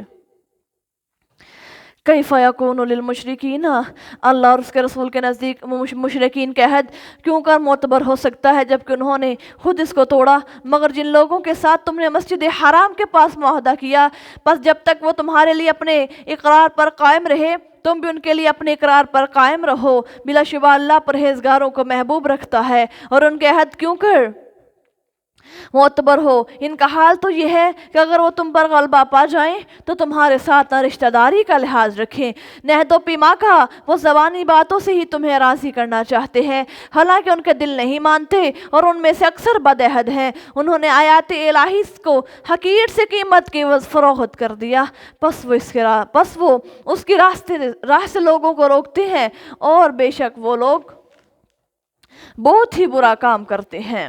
اب اس آیت میں اللہ کریم فرماتے ہیں بظاہر تو وہ صلح کی شرطیں طے کرتے ہیں مگر دل میں بد عہدی کا ارادہ ہوتا ہے، دل میں کچھ اور عمل میں کچھ، اور اس کا ثبوت اور تجربہ سے اس طرح ملتا ہے کہ جب کبھی انہوں نے معاہدہ کیا توڑنے ہی کے لیے کیا۔ یہ ایسے لوگ ہیں جنہوں نے اخلاقی ذمہ داریوں کا احساس ہے اور نہ ان کی اخلاق کی پابندیوں کے توڑنے میں کوئی باک ہے۔ ان ظالموں نے اتنے ہی پر اکتفا نہ کیا کہ ہدایت کے بجائے گمراہی کو خود کے لیے انہوں نے پسند کر لیا، بلکہ اس سے بھی بڑھ کر انہوں نے کوشش یہ کی کہ دعوت حق کا کام کسی طرح چلنے نہ دیا جائے، یعنی ہر طرف سے ہی وہ رکاوٹیں پیدا کرتے ہیں۔ لا یرقبون فی مومن، کسی مومن کے بارے میں نہ رشتہ داری کا لحاظ کرتے ہیں اور نہ عہد و پیما کا، اور بہت سی لوگ جو ہیں وہ سرکش ہیں۔ پھر اگر وہ توبہ کر لیں اور پابندی کے ساتھ نماز ادا کریں اور زکوٰۃ دیں تو تمہارے دینی بھائی ہیں، اور جاننے والے لوگوں کے لیے ہم اپنے احکام تفصیل کے ساتھ بیان کرتے ہیں۔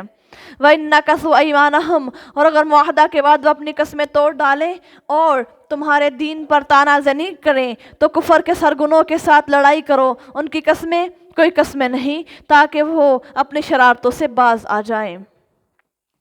اب اس جگہ اللہ فرما رہے ہیں کہ قسم اور عہد و پیما سے کفر چھوڑ کر اسلام قبول کر لینے کا حد ہے، اس لیے کہ ان لوگوں سے سارے اب کوئی اور معاہدہ کرنے کا سوال تو باقی رہا ہی نہیں۔ پچھلے سارے معاہدے جو تھے وہ توڑے جا چکے تھے، ان کے عہد شکنیوں کی بنا پر ہی اللہ اور اس کے رسول کی طرف سے برات کا اعلان انہیں صاف صاف سنایا جا چکا تھا۔ الا تقاتلون قوما نکثوا، کیا تم اس قوم کے ساتھ نہیں لڑو گے جنہوں نے اپنی قسموں کو توڑ ڈالا اور رسول کو جلا وطن کر دینے کا ارادہ کیا اور انہوں نے ہی تم سے ابتدا کی ہے؟ کیا تم ان سے ڈرتے ہو؟ تو سنو، اللہ کا زیادہ حق ہے کہ تم اس سے ڈرو اگر تم مومن ہو۔ قاتلوہم یعذبہم اللہ، ان سے بے شک لڑو، اللہ تمہارے ہاتھ ان کو سزا دے گا اور رسوا کرے گا اور تمہیں ان پر فتح دے گا اور بہت سے مومنوں کے سینوں کو ٹھنڈا کرے گا اور ان کے دلوں کے غیظ و غضب کو دور کر دے گا۔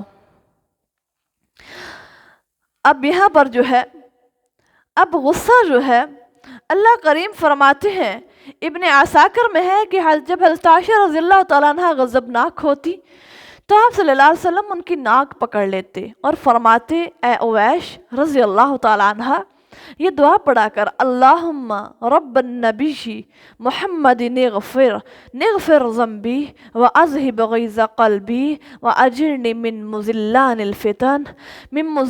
الفتن، اے اللہ، اے محمد الرسول اللہ صلی اللہ علیہ وسلم کے پروردگار، میرے گناہ بخش اور میرے دل کا غصہ دور کر اور مجھے گمراہ کن فتنوں سے بچا لے۔ گویا یہ دعا غصہ دور کرنے کی ہے، اس کے پڑھنے سے انشاءاللہ غصہ دور ہو جائے گا اور ان کے دلوں کو غیظ و غضب کو دور کرے گا اور جس پر چاہے مہربان ہوگا، اور اللہ ہر بات کا علم رکھنے والا اور حکمت والا ہے۔ کہ تمہارا خیال ہے کہ تم چھوڑ دیے جاؤ گے، حالانکہ اللہ نے ابھی دیکھا ہی نہیں کہ تم میں سے کون جہاد کرتا ہے اور کون اللہ رسول اور مومنوں کو چھوڑ کر کسی غیر کو رازدار بناتا ہے، اور اللہ کو تمہارے اعمال کی اچھی طرح خبر ہے۔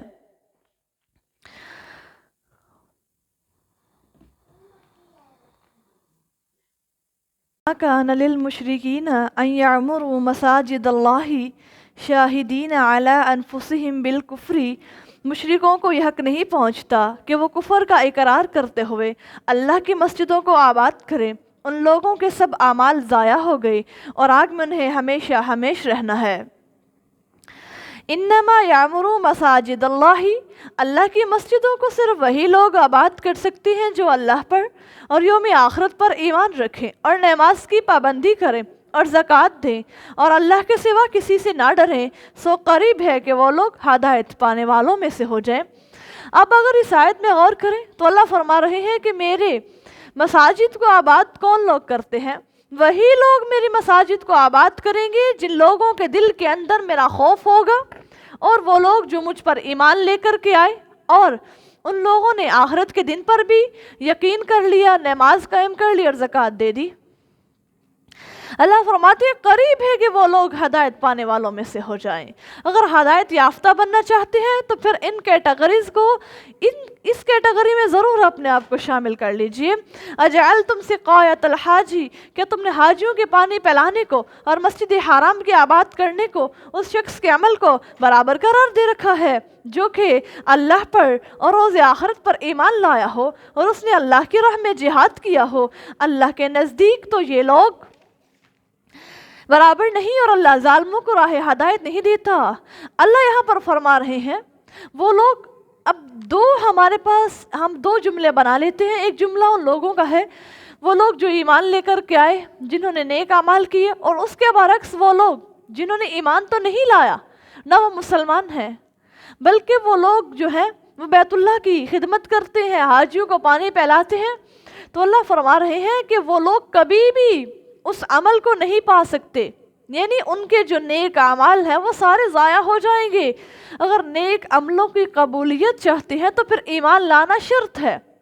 اگر ایمان نہیں لے کر کے آئے، اگر مسلمانی کے زمرے میں داخل نہیں ہوئے، تو پھر اللہ فرماتے ہیں تمہارے نیک اعمال کل قیامت کے روز ذرات کی طرح، ریت کے ذروں کی طرح میں ان کو سب کے سب بکھیر کر ضائع کر دوں گا۔ ایمان اور نیک اعمال دونوں لازم اور ملزوم ہیں، یہ دونوں اکٹھے ہوں گے تو جنت ملے گی۔ الذین آمنوا وہاجروا وجاہدوا فی سبیل اللہ، وہ لوگ جو ایمان لائے اور انہوں نے ہجرت کی اور اپنے مال و دولت اور اپنی جانوں کے ساتھ اس کی راہ میں جہاد کیا، اللہ کے نزدیک وہ درجے میں بہت بڑھ کر ہیں اور وہی لوگ فائز المرام ہے۔ اللہ فرماتے ہیں وہ لوگ ہیں جن کو میں نے فائز المرام کا لقب عطا فرمایا، اللہم اجعلنا منہم، اللہ دنیا میں ہماری ساری کوششوں کو قبول کر لے، اللہ ذوالجلال ہماری ساری قربانیوں کو قبول فرما کے اللہ ہمیں الفائزون کے زمرے میں داخل فرما دے۔ یبشرہم ربہم برحمت منہ، اب اللہ فرماتے ہیں ان کو میں نے فائز المرام تو کر دیا، اب اللہ جو ان کا رب ہے ان کو اپنی رحمت کی، خوشنودی کی اور ان باغات کی خوشخبری دیتا ہے جن میں ان کے لیے ہمیشہ کی نعمتیں ہیں، وہ ان میں ہمیشہ رہیں گے، بلا شبہ اللہ کے پاس بہت بڑا اجر ہے۔ سبحان اللہ، اللہ اب ان کو اپنی رضامندی کی، اپنی خوشنودی کی، اپنی جنتوں کا وعدہ دے رہے ہیں۔ اے لوگوں جو ایمان لائے ہو، اگر تمہارے باپ اور تمہارے بھائی ایمان کے مقابلے میں کفر کو پسند کریں تو ان کو بھی رفیق نہ بناؤ، اور جو تم میں سے ان کو دوست رکھے گا تو وہی لوگ ظالم ہے۔ اللہ یہاں پر فرما رہے ہیں وہ لوگ جو کافر ہیں، اب کچھ لوگ ہوتے ہیں جو اپنے آباء و اجداد کی تقلید کرتے ہیں، کہتے ہیں کہ جو ہمارے ابا جان کہیں گے یا جو ہمارے آباء و اجداد کریں گے ہم انہی کو مانیں گے، تو اللہ فرماتے نہیں، ایسی بات نہیں ہے، بلکہ اگر تمہارے والدین شرک پر ہیں، اگر وہ ٹھیک اعمال نہیں کر رہے اور وہ تمہیں شرک پر لا رہے ہیں کہ تم ہماری بات مانو، تو قرآن کہتا ہے کہ تم ان کی تقلید نہ کرو، تم ان کی باتوں کو نہ مانو، بلکہ جو حدیث میں ہے جہاں خالق کی نافرمانی ہو وہاں مخلوق کی فرما برداری جائز نہیں ہے۔ اللہ اور اس کے رسول کی اطاعت ہر حال میں مقدم ہے، کیونکہ ان کا درجہ تو سب سے بڑا ہے۔ جہاں اللہ اور اس کے رسول کی بات آ جائے وہاں والدین کی بات اور اپنے بڑوں کی بات کو پیچھے کرنا پڑے تو کر دیں۔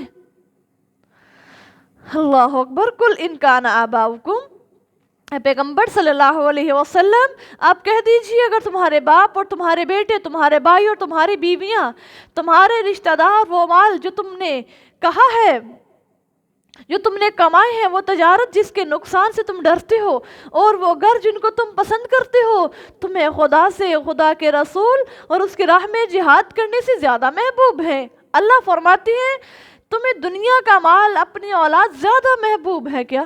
اللہ کویسچن کر رہے ہیں، تو انتظار کرو، اگر تو تمہیں یہ سارا کچھ محبوب ہے تو پھر تم انتظار کرو حتیٰ کہ اللہ اپنا حکم بھیج دے، اور یاد رکھو کہ اللہ نافرمان لوگوں کو راہ ہدایت نہیں دکھاتا۔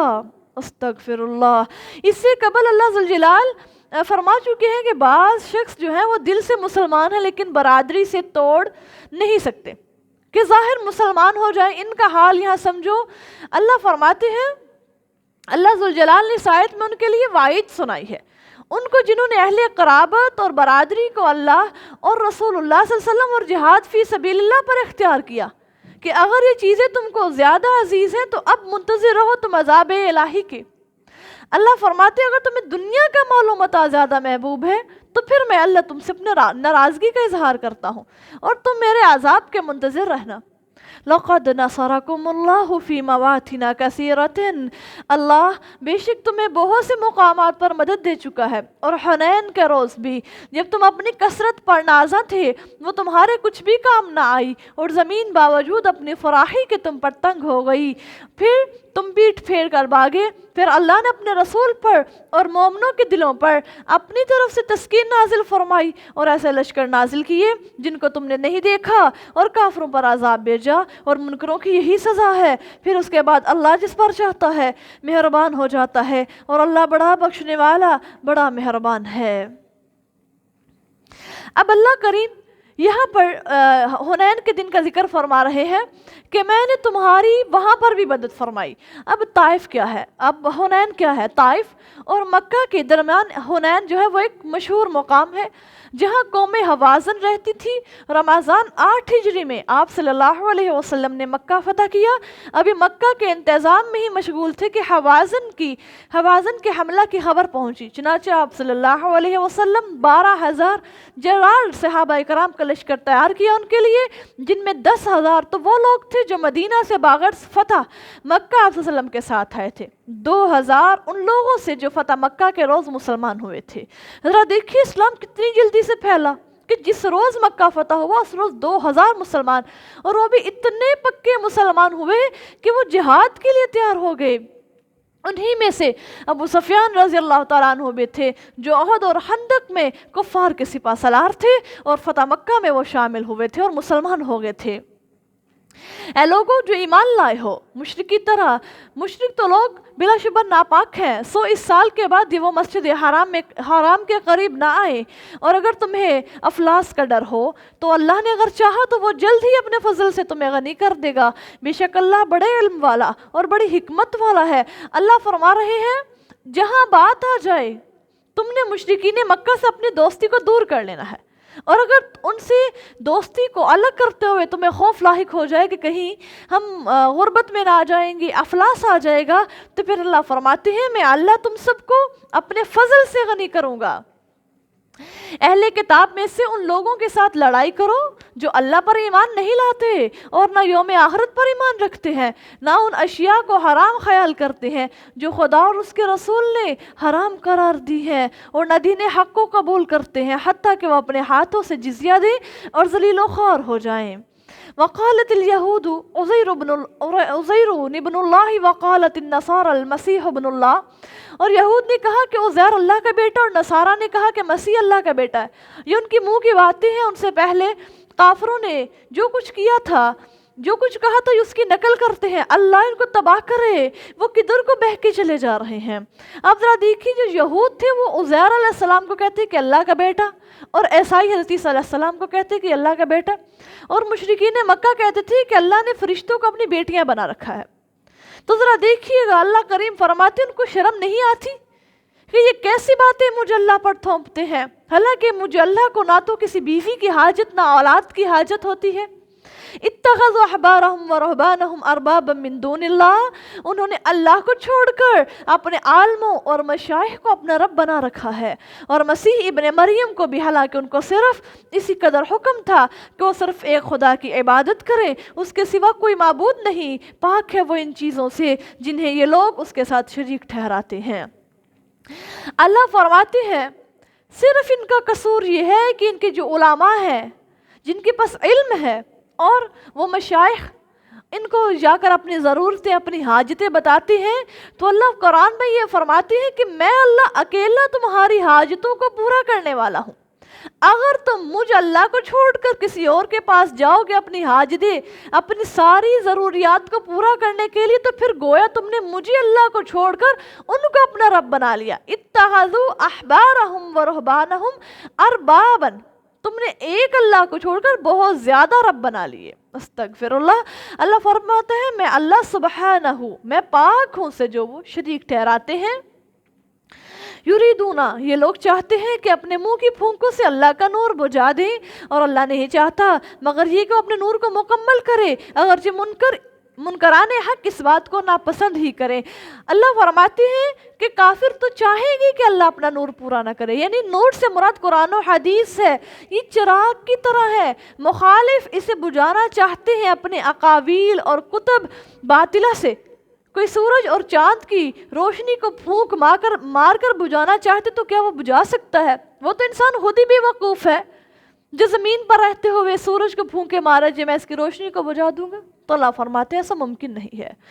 और कुरान भी एक ऐसा नूर है जिसको कोई इंसान भी बुझा सकता नहीं।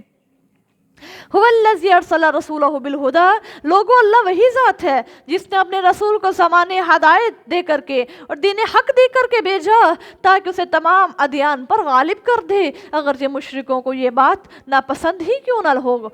या अय्युहल्लज़ीना आमनू, ईमान वालों, बहुत से उलमा और मशाइख अहले किताब का माल नाजायज़ तरीक से खा जाते हैं और उनको अल्लाह की राह में रोकते हैं, और वो लोग जो सोना और चांदी जमा करके रखते हैं और इसको अल्लाह की राह में खर्च नहीं करते, और नबी सल्लल्लाहु अलैहि वसल्लम इनको दर्दनाक अजाब की खुशखबरी सुना दीजिए।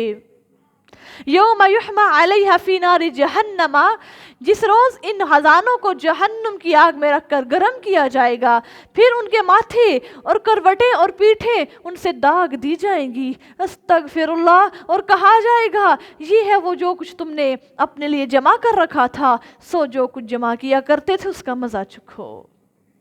दुनिया के अंदर वो लोग जो अपने मालों को اللہ کے راستے پر خرچ نہیں کرتے تو اللہ فرماتے ہیں یہ وہی مال ہے جو تم نے میرے راستے پر خرچ نہیں کیا، کل قیامت کا روز ہوگا، وہ سارا مال گرم کیا جائے گا، جہنم کی آگ میں اس کو تپایا جائے گا، پھر تمہارے چہرے پر، تمہاری گردنوں پر، تمہاری پیٹھوں پر، تمہارے ماتھوں کروٹوں پر تمہارے اس سے تمہیں داغ دیا جائے گا۔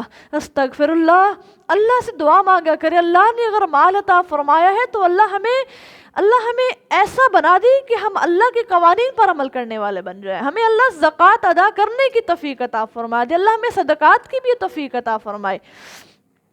ان عدت الشہور عند اللہ، بلا شبہ اللہ کی کتاب میں جس دن اس نے آسمانوں کو اور زمین کو پیدا کیا تھا، مہینوں کی گنتی اس کے ہاں 12 مہینے چلی آتی ہے، ان میں 4 مہینے ادب اور حرمت کے ہیں، یہی پختہ دین ہے۔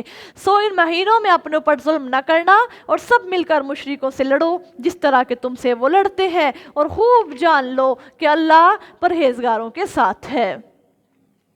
مسند احمد کے اندر روایت موجود ہے کہ نبی صلی اللہ علیہ وسلم نے حجۃ الوداع میں خطبہ ارشاد فرمایا کہ زمانہ گھوم کر اپنی اصلی مرکزیت پر آ گیا ہے۔ سال کے 12 مہینے ہوتے ہیں جن میں ذی القعدہ، ذی الحج، محرم اور رجب 4 مہینے حرمت والے ہیں۔ پھر آپ صلی اللہ علیہ وسلم نے تفصیل کے ساتھ بتلا دیا کہ یاد رکھو تمہارے مال، تمہاری عزتیں تم میں آپس میں ایسی ہی حرمت والی ہیں جیسی حرمت اور عزت تمہارے اس دن کی، اس ماہ کی اور اس شہر کی ہے۔ یاد رکھو تم اپنے رب سے ملو گے اور وہ تم سے تمہارے اعمال کا حساب لے گا۔ سنو میرے بات، کہیں گمراہ نہ ہو جانا کہ ایک دوسرے کی گردن مارنے لگو۔ بتاؤ کیا میں نے تبلیغ کر دی؟ سنو تم میں جو موجود ہیں ان کو چاہیے کہ جو غیر موجود ہیں ان کو میرا پیغام پہنچا دے۔ بہت ممکن ہے کہ جسے وہ پہنچائے وہ ان بات سے بھی زیادہ یاد رکھنے والا ہو، یعنی بلغوا عنی ولو آیہ۔ اگر تمہیں ایک آیت کا بھی پتہ چل جائے تو اس کو آگے آگے پہنچاتے جاؤ، بتاتے جاؤ، اپنا بس حق ادا کرتے جاؤ۔ انما النسیء، بے شک کفار کا مہینوں کو آگے پیچھے کرنا اپنے کفر میں اور اضافہ کرنا ہے۔ کفار اس کی وجہ سے گمراہ ہوتے رہتے ہیں اور وہ کسی سال اس مہینے کو حرام سمجھ لیتے ہیں، کسی سال حرام قرار دے لیتے تاکہ ان مہینوں کی گنتی پوری کر لے۔ جو اللہ نے حرام قرار دے رکھے ہیں پھر اس مہینے کو حلال سمجھ لیتے ہیں جسے اللہ نے حرام قرار دیا۔ ان کی بدکرداریاں نہیں بھلی معلوم ہوتی اور اللہ کافروں کو راہ ہدایت نہیں دکھاتا۔ اے ایمان والو تمہیں کیا ہو گیا ہے؟ جب تمہیں کہا جاتا ہے کہ اللہ کی راہ میں کوچ کرو تو تم زمین پر گرے جاتے ہو۔ کیا تم آخرت کے مقابلے میں دنیا کی زندگی پر خوش ہو گئے ہو؟ یاد رکھو کہ دنیوی زندگی کا مال و متاع آخرت کے مقابلے میں بہت ہی حقیر ہے، بہت تھوڑا ہے۔ اللہ کریم ان آیتوں میں دنیا کی جو ہے، اللہ فرماتے ہیں کہ دنیا جو ہے وہ کچھ بھی نہیں ہے، دنیا کی حقارت اور آخرت کی ترجیح فرما رہے ہیں کہ دنیا پر تم نے آخرت کو جو ہے وہ ترجیح دینی ہے، بلکہ آخرت کو تم نے دنیا پر ترجیح نہیں دینی۔ ایسا نہیں کرنا کہ تم دنیا کی خوشحالیوں میں مگن ہو کر کے آخرت کو تم بول بیٹھو، نہیں، بلکہ دنیا تو ایک فانی ہے، ایک بلبلے کی مانند ہے پانی کے۔ یہاں سے زندگی نے تم سے بے وفائی کی اور تم جا ملے اللہ کو، پھر بتاؤ تم واپس آ پاؤ گے دنیا میں؟ نہیں، کبھی بھی نہیں آ پاؤ گے۔ تو پھر کیوں نہ ہم اللہ کی طرف پلٹ جائیے، اپنی آخرت کی فکر کر لیں۔ إِلَّا تَنْفِرُوا يُعَذِّبْكُمْ عَذَابًا أَلِيمًا، اگر تم کوچ نہ کرو گے تو اللہ تمہیں دردناک سزا دے گا اور تمہاری جگہ کسی دوسری قوم کو لے آئے گا اور تم اس کا کچھ بھی نہ بگاڑ سکو گے، اور اللہ ہر بات پر قدرت رکھتا ہے۔ اگر تم نے رسول اللہ صلی اللہ علیہ وسلم کی مدد نہ کی تو یاد رکھو کہ اللہ آپ کس وقت مدد کر چکا ہے جس کا کافروں نے آپ کو وطن سے نکال کر کیا تھا، اور اس حالت میں کہ آپ نے کہا کہ میں تو دو کا دوسرا ہوں کہ دونوں غار میں ٹھہرے۔ آپ اپنے رفیق سے کہہ رہے تھے کہ غم نہ کرو، یقیناً اللہ ہمارے ساتھ ہے۔ سو اللہ نے اپنی طرف سے آپ پر تسکین قلب کی نعمت نازل فرما دی۔ اب یہاں پر یہ غور کیجئے کہ جو فَأَنزَلَ اللَّهُ سَكِينَتَهُ کا لفظ آیا نا، سکینت کا، یہ کہیں سے نہیں ملتا، یہ اللہ کی ادا کرتا ہوتا ہے، اور یہ اللہ انہی قلوب پر اتارتا ہے جو دل اللہ کو یاد کرتے ہیں، جو دل اللہ کے ساتھ جڑ جاتے ہیں۔ اگر دلوں کی تسکین چاہتے ہیں تو پھر کیوں نہ ہم اللہ کی طرف لوٹ آئیں، ہم اپنے آپ کو، اپنی ساری حاجتیں، اپنی ساری ضروریات اللہ کو سنائیں۔ اللہ ہمارے پاس یہ بھی نہیں، اللہ ہمارے پاس مال نہیں، اولاد نہیں ہے۔ پھر اللہ فرماتی ہیں ایسے ہی میں نے اپنے نبی کے قلب اطہر پر تسکین نازل فرما دی۔ دیکھیں تسکین سکینت اتنا افضل عمل ہے کہ یہ آپ سے اللہ تعالیٰ نے اپنے پاک پیغمبر کے قلب اطہر پر بھی اتارا. اور کب؟ جب وہ غار میں تھے. اور ایسے لشکروں سے آپ کی مدد کی جن کو تم نے نہیں دیکھا، اور اللہ کافروں کی بات کو نیچا کر دیا. اور در حقیقت اللہ ہی کا بول بالا ہے اور اللہ غالب اور حکمت والا ہے. بے شک انفروا خفافا وثقالا وجاہدوا، خواہ تم بھی ہتھیار ہو کر خواہ مسلح، ہر حال میں لڑائی کے لیے کوچ کرو اور اپنے مال و جان سے اللہ کی راہ میں جہاد کرو. اگر تمہیں جہاد کی خوبیوں کا علم ہو تو یہ تمہارے لیے بہتر ہے. اگر آسانی میں یسر آ جانے والی غنیمت ہوتی تو یہ آسان سفر ہوتا تو اے پیغمبر اسلام صلی اللہ علیہ وسلم یہ لوگ یقیناً آپ کے ساتھ ہو لیتے. یعنی اگر جہاد کا اتنا مرتبہ اللہ فرمایا ہے تو اللہ فرماتے اس کے پیچھے مشقتیں بھی بہت زیادہ ہیں. اگر اللہ نے شہید کتنا مقام دیا ہے، اس کا خون کا قطرہ بعد میں زمین پر گرتا ہے، پہلے اللہ کی جنت اس کو دکھا دی جاتی ہے، تو اللہ فرماتے اس کے پیچھے مشکلات بڑی ہیں. اگر اللہ تعالیٰ کے نبی جی اگر یہ جہاد آسان عمل ہوتا تو یہ آپ کے ساتھ سارے کے سارے ہو لیتے، لیکن انہوں نے تو مسافت ہی کو دور خیال کیا. اور ابھی اللہ کی قسم ہے، اللہ کی قسمیں کھانے لگیں گے کہ اگر ہم سے بن پڑتا تو ضرور تمہارے ساتھ ہو جاتے. سنو اس طرح یہ لوگ خود اپنے آپ کو ہلاکت میں ڈال رہے ہیں اور اللہ جانتا ہے کہ یقیناً وہ لوگ جھوٹے ہیں. عفا اللہ عنک، اللہ نے آپ کو معاف کر دیا. آپ نے ان کو اجازت ہی کیوں دی جب تک کہ آپ پر سچے لوگوں کی سچائی نہ کھل جاتی اور آپ جھوٹوں کو معلوم نہ کر لیتے. اب اللہ کریم کے نبی صلی اللہ علیہ وسلم سے لوگ آئے جہاد سے پہلے، جنگ سے پہلے کہ اللہ کے نبی ہمیں یہ پرابلم ہے، ہمیں یہ مسئلہ، ہمیں اجازت چاہیے. تو اللہ کے نبی صلی اللہ علیہ وسلم نے اجازت دے دی. اللہ تعالیٰ یہاں پر اپنے نبی کو ڈانٹ رہے ہیں، لیکن اللہ تعالیٰ نے معاف بھی فرما دیا کہ آپ نے ان کو کیوں اجازت دی. پہلے آپ ان کی منافقت کو اچھی طرح جان تو لیتے کہ آپ میں سے آپ کے ساتھ مخلص کون ہے، آپ کے ساتھ سنسیئر کون ہے.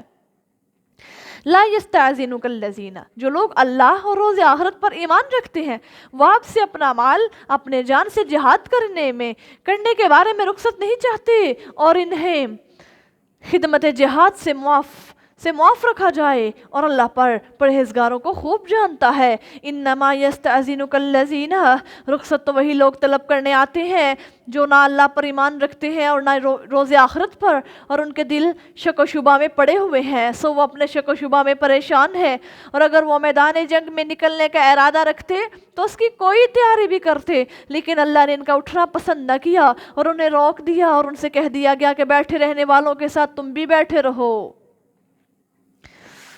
یعنی پیادے اور سوار، فقیر اور غنی، جوان اور بوڑھے جس حالت میں ہو نکل کھڑے ہوں. نفیر عام کے وقت کوئی عذر پیش نہ کریں. یعنی جب اللہ کے نبی صلی اللہ علیہ وسلم حکم دے دیں تب سارے کے سارے جہاد کے لیے چلے جاؤ، چاہے وہ فقیر ہے، غنی ہے، پیدل ہے، سوار ہے، سب کے سب چلے جائیں. اور یہاں پر اللہ فرما رہے ہیں کہ وہ لوگ جو آپ سے اجازت طلب کرنے آتے ہیں در حقیقت ان کو نہ اللہ پر ایمان ہے نہ یوم آخرت پر ایمان ہے، بلکہ ان کے دلوں میں تو شک بھرا پڑا ہے، اور اس شک کی بنا پر، اس منافقت کی بنا پر وہ آپ سے اجازت مانگتے ہیں کہ اللہ کے نبی ہم جہاد میں نہیں جا سکتے. لو خرجوا فیکم، اگر یہ تمہارے ساتھ میدان جنگ میں نکل کھڑے ہوتے تو تم میں اور زیادہ خرابی ہی پیدا کرتے اور تمہارے درمیان فتنہ پیدا کرنے کی کوشش کرتے. اور اب بھی تمہاری جماعت میں ان کے جاسوس شامل ہیں اور اللہ ان سرکشوں سے خوب واقف ہے. لقد ابتغوا الفتنة، وہ اس سے پہلے بھی فتنہ پیدا کرنے کی کوشش کرتے رہے ہیں اور آپ کے لیے معاملات کو الٹ پلٹ کرتے رہے ہیں حتیٰ کہ حق آ پہنچا اور اللہ کا حکم نمایاں ہو گیا، حالانکہ وہ ناپسند ہی کرتے رہے. وَمِنْهُمْ مَنْ يَقُولُ، اب یہاں پر ذرا غور کیجئے اللہ کریم کیا فرماتے ہیں کہ انہوں نے تمہاری فریب دہی کے لیے خوب فکر اور رائے دوڑائی. یہ چاہتے ہیں کہ دین مغلوب ہو جائے کہ شروع میں جب رسول اللہ صلی اللہ علیہ وسلم مدینے میں آئے تھے تو سارے عرب نے ایک ہی کمان سے آپ پر تیر اندازی کی تھی اور یہود اور منافقین مدینہ جنگ سے پیش آئے تھے. جب اللہ تعالیٰ نے بدر کے دن اللہ کے نبی صلی اللہ علیہ وسلم کو فتح یاب کیا اور اللہ کا کلمہ جو ہے وہ بلند ٹھہرا تو عبداللہ بن ابی منافق اور اس کے یاروں نے کہا اب تو مرا، یعنی اب اس نے کیا کہا کہ اب میں تجھے نہیں چھوڑوں گا. اب تو یہ امر متوجہ ہوا. اللہ جو ابی بن تھا نا، عبداللہ بن ابی منافق، یہ بہت بڑا ایک تو منافق تھا، اور اللہ کے نبی جب مکہ سے مدینہ نہیں تھے آئے اور اس نے مکہ مدینہ کے اندر اپنے سرداری کے خواب دیکھے جب اللہ کے نبی مدینہ میں تشریف لے کر کے آئے، اور اس کو اپنے وہ خواب پورے ہوتے نظر نہ آئے تو یہ اللہ کے نبی کے ساتھ منافقت اس نے رکھنا شروع کر دی۔ اب اس نے کہا کہ اب تو یہ امر آپ پر متوجہ ہوا، بظاہر اسلام میں داخل ہو جاؤ۔ پھر جس قدر اللہ تعالیٰ اسلام کو اعزاز دیتا ان کا غصہ اور بڑھتا جاتا اور ترقی دین ان کو بری لگتی۔ اب اس نے کہا کہ اب تو کوئی اور حل نہیں ہے، اب تو میں بظاہر جو ہے وہ میں مسلمانی کا لبادہ اوڑھ لوں گا اور اندر جو ہے وہ میں کافر و منافق کے رہوں گا۔ تو پھر اللہ کریم جو ہے اللہ فرماتے ہیں میرے نبی کچھ ایسے بھی منافق عبداللہ بن ابی جیسے آپ کے اندر موجود ہیں۔ وَمِنْهُمْ مَنْ يَقُولُ، اور ان میں سے کوئی آپ سے یوں کہتا ہے کہ آپ مجھے پیچھے رہ جانے کی اجازت دیجئے اور مجھے آزمائش میں نہ ڈالیے۔ واضح رہے کہ آزمائش میں تو وہ پڑھ ہی چکے ہیں اور بے شک جہنم نے کافروں کو گھیر رکھا ہے۔ اب دیکھیں اللہ فرماتے ہیں کہ آپ کو یہ کہتے ہیں کہ میں آزمائش میں نہ ڈالی، بلکہ آزمائش میں تو وہ پہلے پڑھ چکے ہیں۔ جو جہاد ہم نے ان پر فرض کیا اور وہ نہیں گئے تو یہ ان کی ایک طرح کی آزمائش ہی ہے۔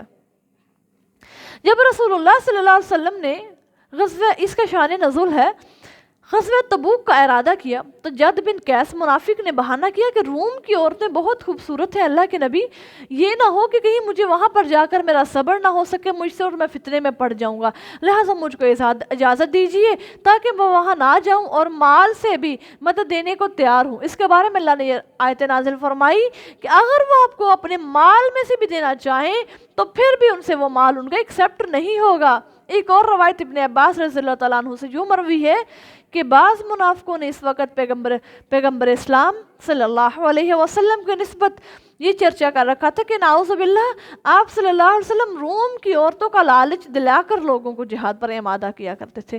تو اللہ نے یہاں پر یہ آیت نازل فرمائی ان تصبک حسنۃ تسؤہم، اے پیغمبر اسلام صلی اللہ علیہ وسلم اگر آپ کو خوشی اور کامیابی نصیب ہو تو انہیں برا معلوم ہوتا ہے، اور اگر آپ کو کوئی تکلیف پہنچے تو وہ کہتے ہیں کہ ہم نے تو پہلے ہی اپنا بچاؤ کر لیا تھا، اور یہ کہہ کر وہ خوشی خوشی منہ پھیر کر چل دیتے ہیں۔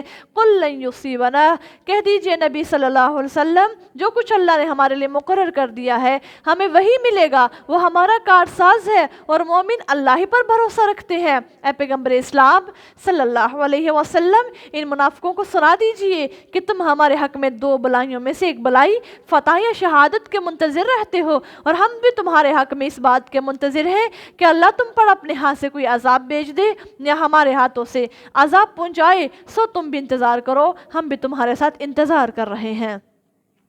آپ صلی اللہ علیہ وسلم فرما دیجئے تم خوشی سے خرچ کرو، خواہ ناخوشی سے تم سے کسی طرح قبول نہیں کیا جائے گا، تم بلا شبہ نافرمان لوگ ہو۔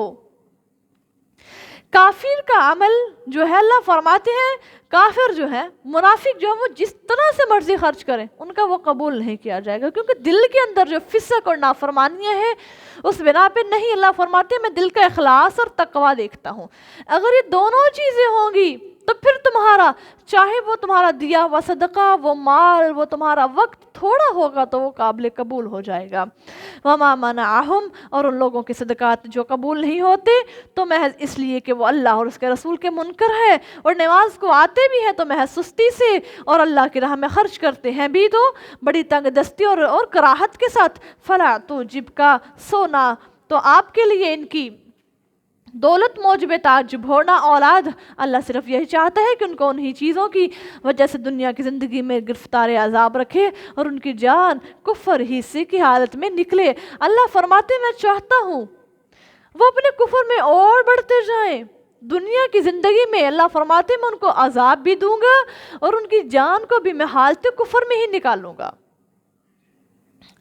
وَيَحْلِفُونَ بِاللَّهِ إِنَّهُمْ لَمِنْكُمْ، اور یوں تو یہ لوگ اللہ کی قسمیں کھاتے ہیں کہ مسلمانوں ہم تم ہی میں سے ہیں، حالانکہ وہ تم میں سے نہیں ہے بلکہ وہ لوگ ظاہر اور باطن میں فرق رکھنے والے ہیں۔ یعنی وہ قسم کھا کر تو اپنے آپ کو شامل کر لیتے ہیں لیکن نفس الامر میں شامل نہیں ہے، قسمیں ڈر کے سبب سے کھاتے ہیں۔ اللہ فرماتے ہیں یہ منافقت کی علامت ہے، تو ایسے لوگ آپ میں سے حقیقت میں نہیں ہیں۔ لو یجدون ملجان او مغارات، اگر وہ کوئی پناہ یا غار یا سرگسانی کی جگہ پائے تو یہ بدک کر اس طرف بھاگنا شروع ہو جائیں۔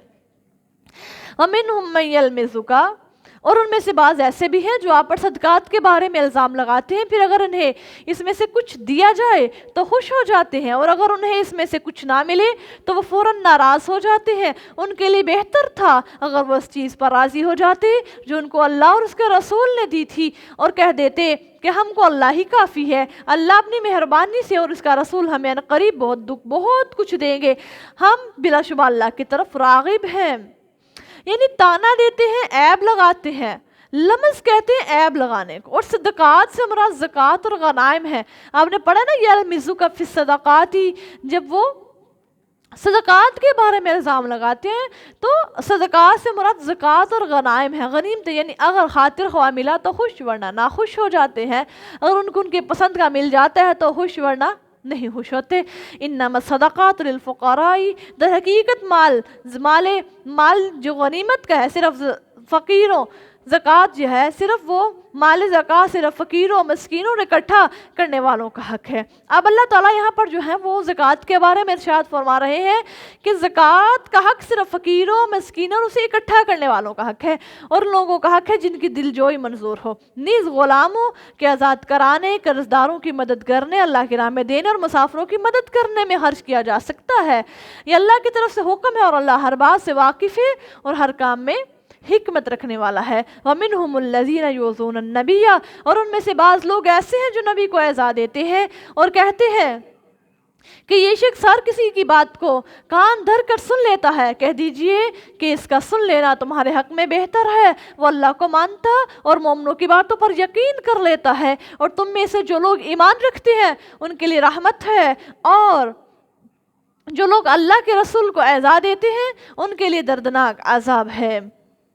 یحلفون باللہ، یہ لوگ تمہارے سامنے اللہ کی قسمیں کھاتے ہیں تاکہ تمہیں خوش کر لے، حالانکہ اللہ اور اس کا رسول اس بات کا زیادہ حق رکھتے ہیں کہ انہیں خوش کیا جائے، مگر ایسا تب کرتے اگر مومن ہوتے۔ اللہ فرماتے جھوٹی قسمیں کھا کے آپ کو راضی کرنے کی کوشش کرتے ہیں، تو اللہ کے نبی نہیں، وہ قسمیں کھا کر بھی آپ کو راضی نہیں کر سکتے، وہ آپ کو راضی تب کر سکتے تھے اگر اللہ پر وہ ایمان لاتے تو آپ کو وہ خوش کرتے۔ الم یعلموا انہ من یحادد اللہ، کیا یہ نہیں جانتے کہ جو شخص اللہ اور اس کے رسول کی مخالفت کرے گا اس کے لیے دوزخ کی آگ ہے جس میں وہ ہمیشہ رہے گا، بڑی ہی رسوائی کی بات ہے۔ یہ تو منافق اس بات سے ڈرتے ہیں کہ کہیں مسلمانوں پر کوئی ایسی صورت نازل نہ ہو جائے جو ان کے دل کے بیدوں کو ان پر عیاں کر دے، یعنی منافق کو ہر وقت یہ ڈر رہتا ہے کہیں اللہ کریم قرآن ہمارے بارے میں نازل نہ کر دے، کہیں ہماری سزا کا ذکر نہ ہو جائے، کہیں ہمارے عذابوں کا تذکرہ نہ ہو جائے۔ تو اللہ فرماتے ہیں جو ان کو ڈر رہتا ہوتا وہی کہ اللہ تعالیٰ منافقین کے بارے میں کوئی نہ کوئی آیت اتار دیتے اور ان کا جو شک تھا وہ پک میں تبدیل ہو جاتا۔ قل استہزئوا، اے پیغمبر اسلام صلی اللہ علیہ وسلم ان سے کہہ دیجئے کہ تم ہنسی اور مذاق کیے جاؤ، اللہ یقیناً ان باتوں کو عیاں کرنے والا ہے جن سے تم ڈرتے ہو۔ وَلَئِنْ سَأَلْتَهُمْ، اور اگر آپ ان سے پوچھیں تو کہہ دیں گے کہ ہم تو صرف مذاق اور دل لگی کر رہے تھے۔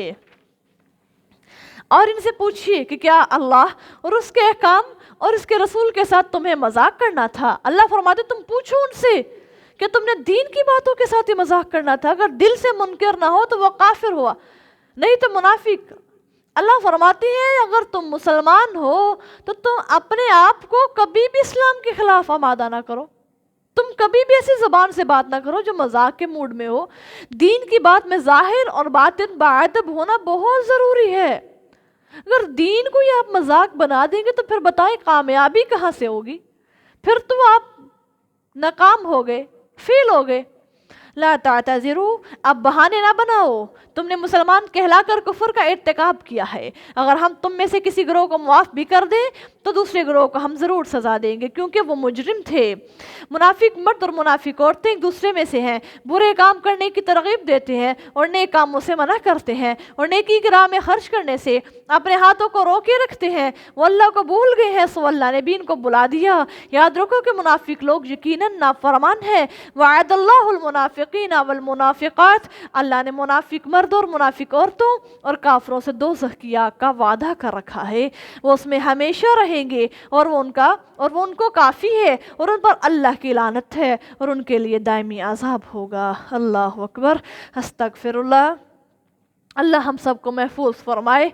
कल्लज़ीना मिन क़ब्लिकुम, इन लोगों की तरह जो तुमसे पहले हो चुके हैं और तुमसे कहीं ज़ोरावर थे और मालो औलाद में भी तुमसे ज़्यादा थे, वो अपने हिस्से का फ़ायदा उठा चुके, तुम भी अपने हिस्से का फ़ायदा उठा लो। जिस तरह के वो लोग जो तुमसे पहले थे अपने हिस्से का फ़ायदा उठा चुके और तुमने भी वैसे ही लगव बातें की जिस तरह की उन्होंने की थी। उन लोगों के अमाल दुनिया और आखिरत में ज़ाया हो गए और यही लोग खसारा पाने वाले हैं। अल्लाह ताला इन आयतों में फरमा रहे हैं कि वो लोग जिन्होंने दुनिया में रहते हुए दुनिया की ज़िंदगी से फ़ायदा उठाने की कोशिशें की, तो अल्लाह इनको पिछली कौमों के साथ कंपैरिजन दे के कहते हैं कि जैसे उन्होंने फ़ायदा उठाया तुम भी उठा लो, और एक दिन आएगा कि जैसा पिछली कौमों को हमने तबाह कर दिया, दुनिया के लिए निशान इबरत बनाया और आखिरत में भी उनका कोई हिस्सा नहीं, तो फिर तुम्हारा भी अंजाम कार यही होने वाला है। अलम यातिहिम नबाउल्लज़ीना मिन क़ब्लिहिम कौम नूह व आद व समूदा, क्या उनको उनसे पहली लोगों की पहली कौमों के हालात मालूम नहीं हुए? यानी कौम नूह, कौम आद, कौम समूद, कौम इब्राहीम, नीज़ मदियन वाले और इन बस्तियों वाले जो उल्ट दी गई, उन लोगों के पास उनके रसूल रोशन दलाइल लेकर के आए। बस अल्लाह नहीं चाहता था कि उन पर कोई जुल्म करे, लेकिन उन्होंने खुद अपने आप पर जुल्म किया। वल मोमिनून वल मोमिनातु, और मोमिन मर्द और मोमिन औरतें एक दूसरे के मुआवन और मददगार होते हैं। ये लोग नेकी के कामों की तरगीब देते हैं। जैसे देखें, एक बंदा मोमिन है ना, वो नमाज पढ़ रहा है, उसकी कोशिश होती है कि मैं साथ अपने भाई को भी कहूँ कि भाई तुम भी नमाज पढ़ो। बहन की जो है वो फिक्र होती है कि मेरी बहन नमाजी बन जाए, वो नमाज पढ़ने वाली बन जाए। वालिदैन को अपनी औलाद की फ़िक्र होती है कि अगर हम नमाज पढ़ें तो हमारी औलाद भी नमाजी बन जाए।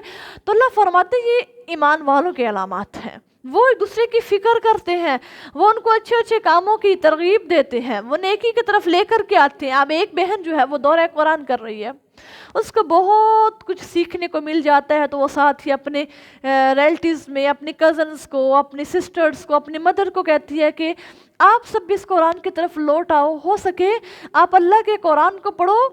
क्यों कह रही है? क्योंकि वो एक दूसरे की खैर हुआ है।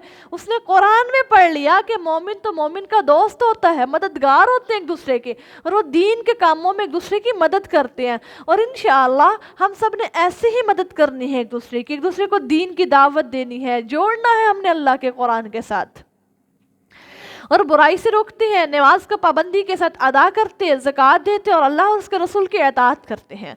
उन लोगों पर अल्लाह बहुत जल्द मेहरबान होगा।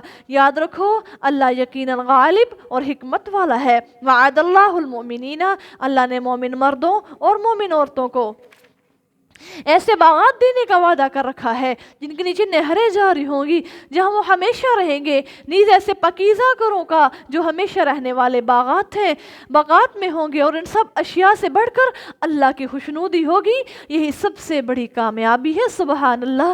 मैं सदके जाऊँ अपने अल्लाह पर, जिस अल्लाह ने इतने बड़े इनामात हम सब पर कर दिए।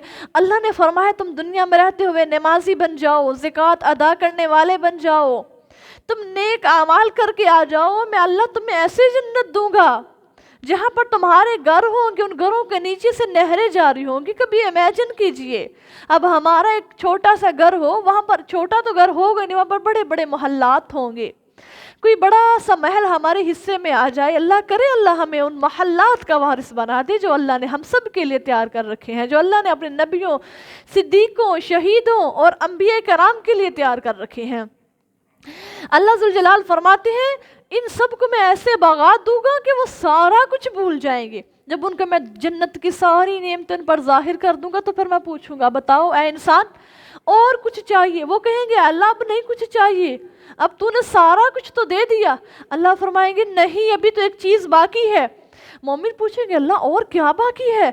अल्लाह जुल जलाल फरमाएंगे आज के बाद मैं तुम पर नाराज नहीं होऊंगा, मैं अल्लाह तुमसे राज़ी हो गया। सुबहान अल्लाह। जब अल्लाह राज़ी हो जाएगा, अल्लाह ऐलान करके हम सबको कह देंगे कि मैं अल्लाह तुम पर खुश हो गया हूँ, तो फिर हमें दुनिया की सारी मुशक्क़तें, सारी मेहनतें, सारी थकावटें, सारे मुश्किल हालात भूल जाएंगे। پھر ہمیں صرف اور صرف جنت کی فکر لگ جائے گی. اللہ بس ہمیں اس جنت کا وارث بنا دینا جہاں پر تو اعلان کرے گا کہ آج کے بعد میں اللہ تم سے ناراض نہیں ہوں گا, آج میری خوشنودی تم پر ظاہر ہو گئی. پھر اللہ اس کے بعد ایک اور اعلان کریں گے, آؤ آج میں تم سب کو اپنا دیدار کرواؤں گا. سبحان اللہ.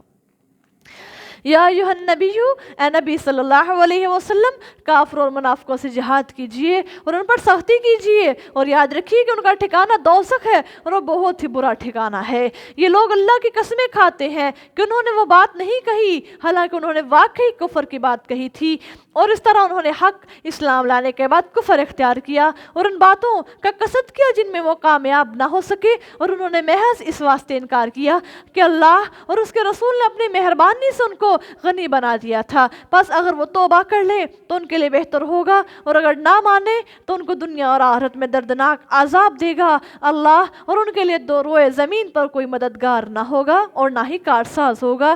دیکھیے جب اللہ کریم انسان سے ناراض ہو جائے, پھر دنیا جہان کی ساری طاقتیں مل جائے تو اس انسان کا کچھ کر نہیں سکتی. جب اللہ ناراض ہو جائے تو پھر اللہ فرماتے ہیں اس کے لیے نہ کوئی دوست ہوگا, نہ کوئی مددگاری کا کوئی سہارا ہوگا.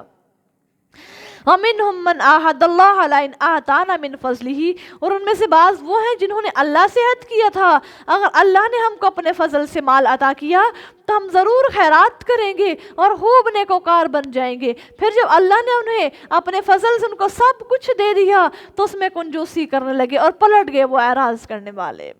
اب یہاں پر ایک بات سمجھے, اس کا شان نزول یہ ہے کہ ایک منافق آدمی تھا, سالبہ اس کا نام تھا. آپ صلی اللہ علیہ وسلم سے دعا منگوائی کہ اللہ کے نبی دعا کیجئے اللہ مجھ کو غنی کر دے. آپ صلی اللہ علیہ وسلم نے فرمایا کہ وہ تھوڑا جس کا شکر ہو, جس کے بہتر سے شکر ہو سکے بہتر ہے بہت سے. اگر تمہارے پاس کم مال ہے تم شکر کرنے والے بن جاؤ گے, وہ تمہارے لیے زیادہ سے بہت بہتر ہے کہ غفلت لاؤ. پھر آیا اللہ کے نبی صلی اللہ علیہ وسلم, آپ دعا کیجئے کہ اللہ مجھے غنی کر دے. پھر آیا لگا عہد کرنے کہ اگر مجھ کو اللہ مال دے گا تو پھر میں خیرات کروں گا اور غفلت میں نہیں پڑوں گا. آپ صلی اللہ علیہ وسلم نے دعا کر دی, اس کی بکریوں میں برکت ہو گئی. سبحان اللہ. یہاں تک کہ مدینہ کے جنگل سے کفایت نہ ہوئی, نکل کر گاؤں میں جا رہا تھا, جمعہ اور جماعت سے محروم ہو گیا. آپ صلی اللہ علیہ وسلم نے پوچھا کہ سالبہ کیا ہوا؟ لوگوں نے حال بیان کیا, اللہ کے نبی سالبہ خراب ہو گیا ہے, اللہ جو اس نے آپ سے وعدہ کیا تھا اللہ کے نبی اس سے وہ پلٹ گیا ہے. تو پھر آپ صلی اللہ علیہ وسلم نے فرمایا پھر زکوٰۃ دینے کا وقت ہوا, اس نے سب کچھ وہ دینے لگا. اس نے کہا یہ تو مال بھرنا گویا جزیہ دینا ہے, بہانہ بنا کر وہ ٹال دیتا تھا. اللہ فرماتے ہیں, اللہ کے نبی فرماتے ہیں پھر جب تک میں رہا آپ صلی اللہ علیہ وسلم کے پاس وہ مال و زکوٰۃ لاتا رہا, لیکن آپ صلی اللہ علیہ وسلم نے اسے قبول نہ کیا. پھر خلافت عثمانی میں وہ مر گیا. اس کے پیچھے تو ابوبکر صدیق کا دور آیا, عمر فاروق کا زمانہ آیا, اس نے تب بھی زکوٰۃ دی. تو ان خلافاء نے بھی ان سے زکوٰۃ لینے سے انکار کر دیا کہ جس نے اللہ کے نبی کو زکوٰۃ نہیں دی. تو اللہ فرماتے ہیں کہ کچھ لوگ ایسے ہوتے ہیں, پہلے کچھ ہوتے ہیں بعد میں کچھ ہو جاتے ہیں. تو دعا کیا کیجئے اللہ سے, اللہ اگر ہمیں مال دے تو اللہ ہم سب تیرے راستے میں ضرور خرچ کریں گے. تو انشاءاللہ جب اللہ ہم سب کو مال عطا فرما دے تو پھر ہم اللہ کو کبھی نہ بھولے, ہم غریب لوگوں کی مدد کرنے والے بن جائیں, ہم اپنے سے نیچے طبقے کو دیکھیں, ان پر نظر دوڑائیں. فَأَعْقَبَهُمْ نِفَاقًا فِي قُلُوبِهِمْ, سو اللہ نے ان کو اس امر کی سزا میں کہ انہوں نے اللہ سے جو وعدہ کیا تھا اس کی خلاف ورزی کی اور ہمیشہ جھوٹ بولتے رہے, ان کے دلوں میں یوم ملاقات تک نفاق ڈال دیا. کیا ان کو معلوم نہیں کہ اللہ ان کے بید اور ان کی سرگوشیوں سے بھی واقف ہے, اور یہ کہ اللہ پوشیدہ سے پوشیدہ بات کو بھی خوب جانتا ہے. الذین یلمزون المتطوعین من المؤمنین فی الصدقات, یہ ایسے لوگ ہیں کہ مسلمانوں میں سے جو لوگ صدقات میں خوشحالی سے حصہ لیتے ہیں, ان پر طعنہ زنی کرتے ہیں, اور ان لوگوں سے جن کو اپنی محنت کے سوا کچھ بھی میسر نہیں ہوتا ہنسی کرتے ہیں. اللہ ان کو ان کی ہنسی کی ضرور سزا دے گا, اور اللہ ان کے لیے دردناک عذاب ہے. اللہ فرماتے میں نے ان کے لیے دردناک جو ہے عذاب تیار کر رکھا ہے. استغفر لہم او لا تستغفر لہم, نبی صلی اللہ علیہ وسلم آپ ان کے لیے مغفرت طلب کریں یا نہ کریں, اگر آپ کو ان کے لیے 70 بار بھی بخشش طلب کریں تو بھی اللہ ان کو ہرگز جو ہے معاف نہیں کرے گا. یہ اس لیے ہے کہ انہوں نے اللہ کا اور اس کے رسول کا انکار کیا, اور اللہ نافرمان لوگوں کو راہ ہدایت نہیں دکھاتا. اب جو منافق آدمی ہوتا ہے نا، وہ اپنے دو اعمال کی وجہ سے مرتے دم تک نفاق پر رہتا ہے۔ نمبر ایک وعدہ خلافی، اور نمبر دو جھوٹ بولتا رہتا ہے۔ تو اللہ فرماتے ہیں منافقین جو ہوتے ہیں جب وہ مرتے ہیں تو ان کی جو ہے کوئی انسان اس کے لیے مغفرت کی دعا بھی کرتا ہے تو وہ بھی قبول نہیں ہوتی۔ فارح المحلفون، پیچھے نہ ہٹنے والے، پیچھے رہنے والے، نہ بیٹھے رہنے والے، رسول اللہ سے ٹل کر بیٹھے رہنے والوں پر خوش ہیں، اور انہوں نے اس بات کو ناپسند کیا ہے کہ وہ اپنی جان و مال سے اللہ کی راہ میں جہاد کریں، اور انہوں نے کہا کہ گرمی میں مت سفر کرو۔ کہہ دیجئے کہ جہنم کی آگ تو اس سے کہیں زیادہ گرم ہے، آتش، کاش کو اس بات کو سمجھ سکتے۔ اب یہاں پر دیکھیے اللہ فرماتے ہیں کہ وہ لوگ جو میدان جنگ سے پیچھے بیٹھ کر خوش رہتے ہیں کہ اگر ہم میدان جنگ میں چلے جاتے ہمیں یہ مشکلات کا سامنا کرنا پڑتا، تو نہیں، اللہ فرماتے ہیں بلکہ انہوں نے اپنے آپ کو تباہی کے دہانے پر لا پھینکا ہے، وہاں پر لا کھڑا کیا، وہ اپنے آپ کو بربادی میں انہوں نے کر لیا۔ بلکہ اللہ فرماتی ہیں تم کہتے ہو کہ میدان جنگ میں جائیں گے، سفر کریں گے تو گرمی کی شدت بہت زیادہ، بلکہ ایسی بات نہیں ہے۔ اگر تم اپنے سامنے جہنم کی گرمی کو سامنے رکھو گے تو تمہیں میدان جنگ کی شدت گرمی کچھ بھی نہیں تمہارا بگاڑ سکے گی۔ ذرا امیجن کیجئے، آج ہم کچن میں کوئی کام کر رہے ہوتے ہیں، ہمارا ہاتھ جل جاتا ہے، وہ ہمارے ہاتھ پہ ذرا سی وہ ہوا ہوتی ہے جو ہم پلیٹ سائڈ پہ کھڑے ہنڈیاں بناتے ہوئے وہ پڑ جائے تو یقین مان اتنی جلن ہوتی ہے، برداشت نہیں ہو پاتی۔ ذرا امیجن کیجئے کہ اے اللہ جب ہم تیرے پاس آ جائیں گے، اللہ ہمیں کبھی بھی ایسے عذابوں سے دوچار نہ کرنا، اللہ ہمیں ڈائریکٹ اپنے جنت کا وارث بنا دینا، آمین یا رب العالمین۔ تو ذرا دیکھیے دنیا کی ہمیں اتنی سی ہوا بھی برداشت نہیں ہوتی گرم، تو وہ جہنم کی ہولناکیاں، گرم ہوائیں، وہ شدت آگ اللہ کیسے برداشت ہو پائے گی؟ استغفر اللہ۔ اللہ ہم سب کو اپنے دین کا داعی بنا دے، اللہ ہم سب کو اپنے دین کا خادم بنا کے اللہ ہم سب کو اپنے دین کے ساتھ جوڑ لے ہمیشہ کے لیے، آمین۔ دعا مانگا کریں آپ سب بھی۔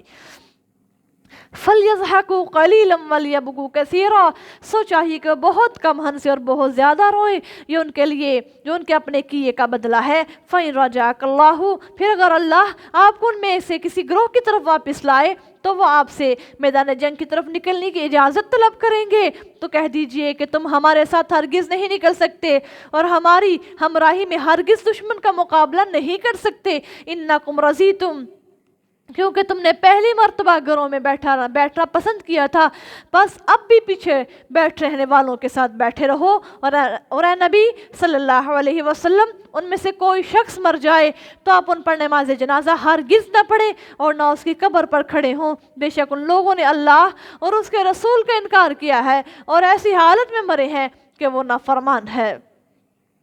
ابن عمر رضی اللہ تعالیٰ عنہ سے روایت ہے، اس آیت کا شان نزول کچھ اس طرح ہے کہ جب عبداللہ بن ابی مر گیا، اس کا بیٹا رسول اللہ صلی اللہ علیہ وسلم کی خدمت میں آیا اور آ کر کہنے لگا، اللہ کے نبی اپنا کرتا دیجئے کہ اس میں اپنے باپ کو دفن کرنا چاہتا ہوں۔ آپ صلی اللہ علیہ وسلم نے اس کو وہ کرتا جو ہے وہ دے دیا، پھر کہا اس پر نماز پڑھو۔ آپ صلی اللہ علیہ وسلم نماز پڑھنے کے لیے کھڑے ہو گئے۔ عمر رضی اللہ تعالیٰ عنہ نے آپ صلی اللہ علیہ وسلم کا کپڑا پکڑا اور کہا کہ اے اللہ کے رسول صلی اللہ علیہ وسلم، آپ اس پر نماز جنازہ نہ پڑھیے، حالانکہ اللہ نے آپ کو اس پر نماز پڑھنے سے منع کیا ہے۔ رسول اللہ صلی اللہ علیہ وسلم نے فرمایا، اللہ نے مجھ کو اختیار دیا ہے میں 70 بار سے زیادہ بھی ان کے لیے مغفرت کروں۔ تو عمر رضی اللہ تعالیٰ عنہ فرماتے ہیں یہ کہا یہ منافق تھا، رسول اللہ صلی اللہ علیہ وسلم نے اس پر نماز پڑھی، اس پر اللہ ذوالجلال نے یہ آیت فرما دی، پیچھے پڑھا نا ہم نے، آپ ان کے لیے بخشش مانگیے یا نہ مانگیے، اگر جب وہ 70 مرتبہ بھی کیوں نہ ہو تو اللہ فرماتے فَلَن يَغْفِرَ اللَّهُ لَهُمْ، اللہ فرماتے میں ان کو کبھی بھی معاف نہیں کروں گا۔ اگر منافق ہے، دعا کرنے والے پیارے پیغمبر کریم ہیں صلی اللہ علیہ وسلم، وہ منافق دنیا سے گیا ہے تو اللہ کے نبی کی دعا بھی اس کے حق میں کام نہیں آئی۔ اگر اللہ کی نبی کی جو شفاعت ہے اس کے حقدار بننا چاہتے ہیں تو پھر دنیا میں نیک اعمال منافقت سے دور رہنا پڑے گا۔ اگر ایسے نہیں ہے، نیک اعمال بھی نہ کریں اور لوگوں میں فساد بھی پھیلاتے پھریں، منافقین بھی رہیں، تو پھر اللہ فرماتے نہیں، ایسے لوگوں کو میرے نبی کی شفاعت نصیب نہیں ہوگی۔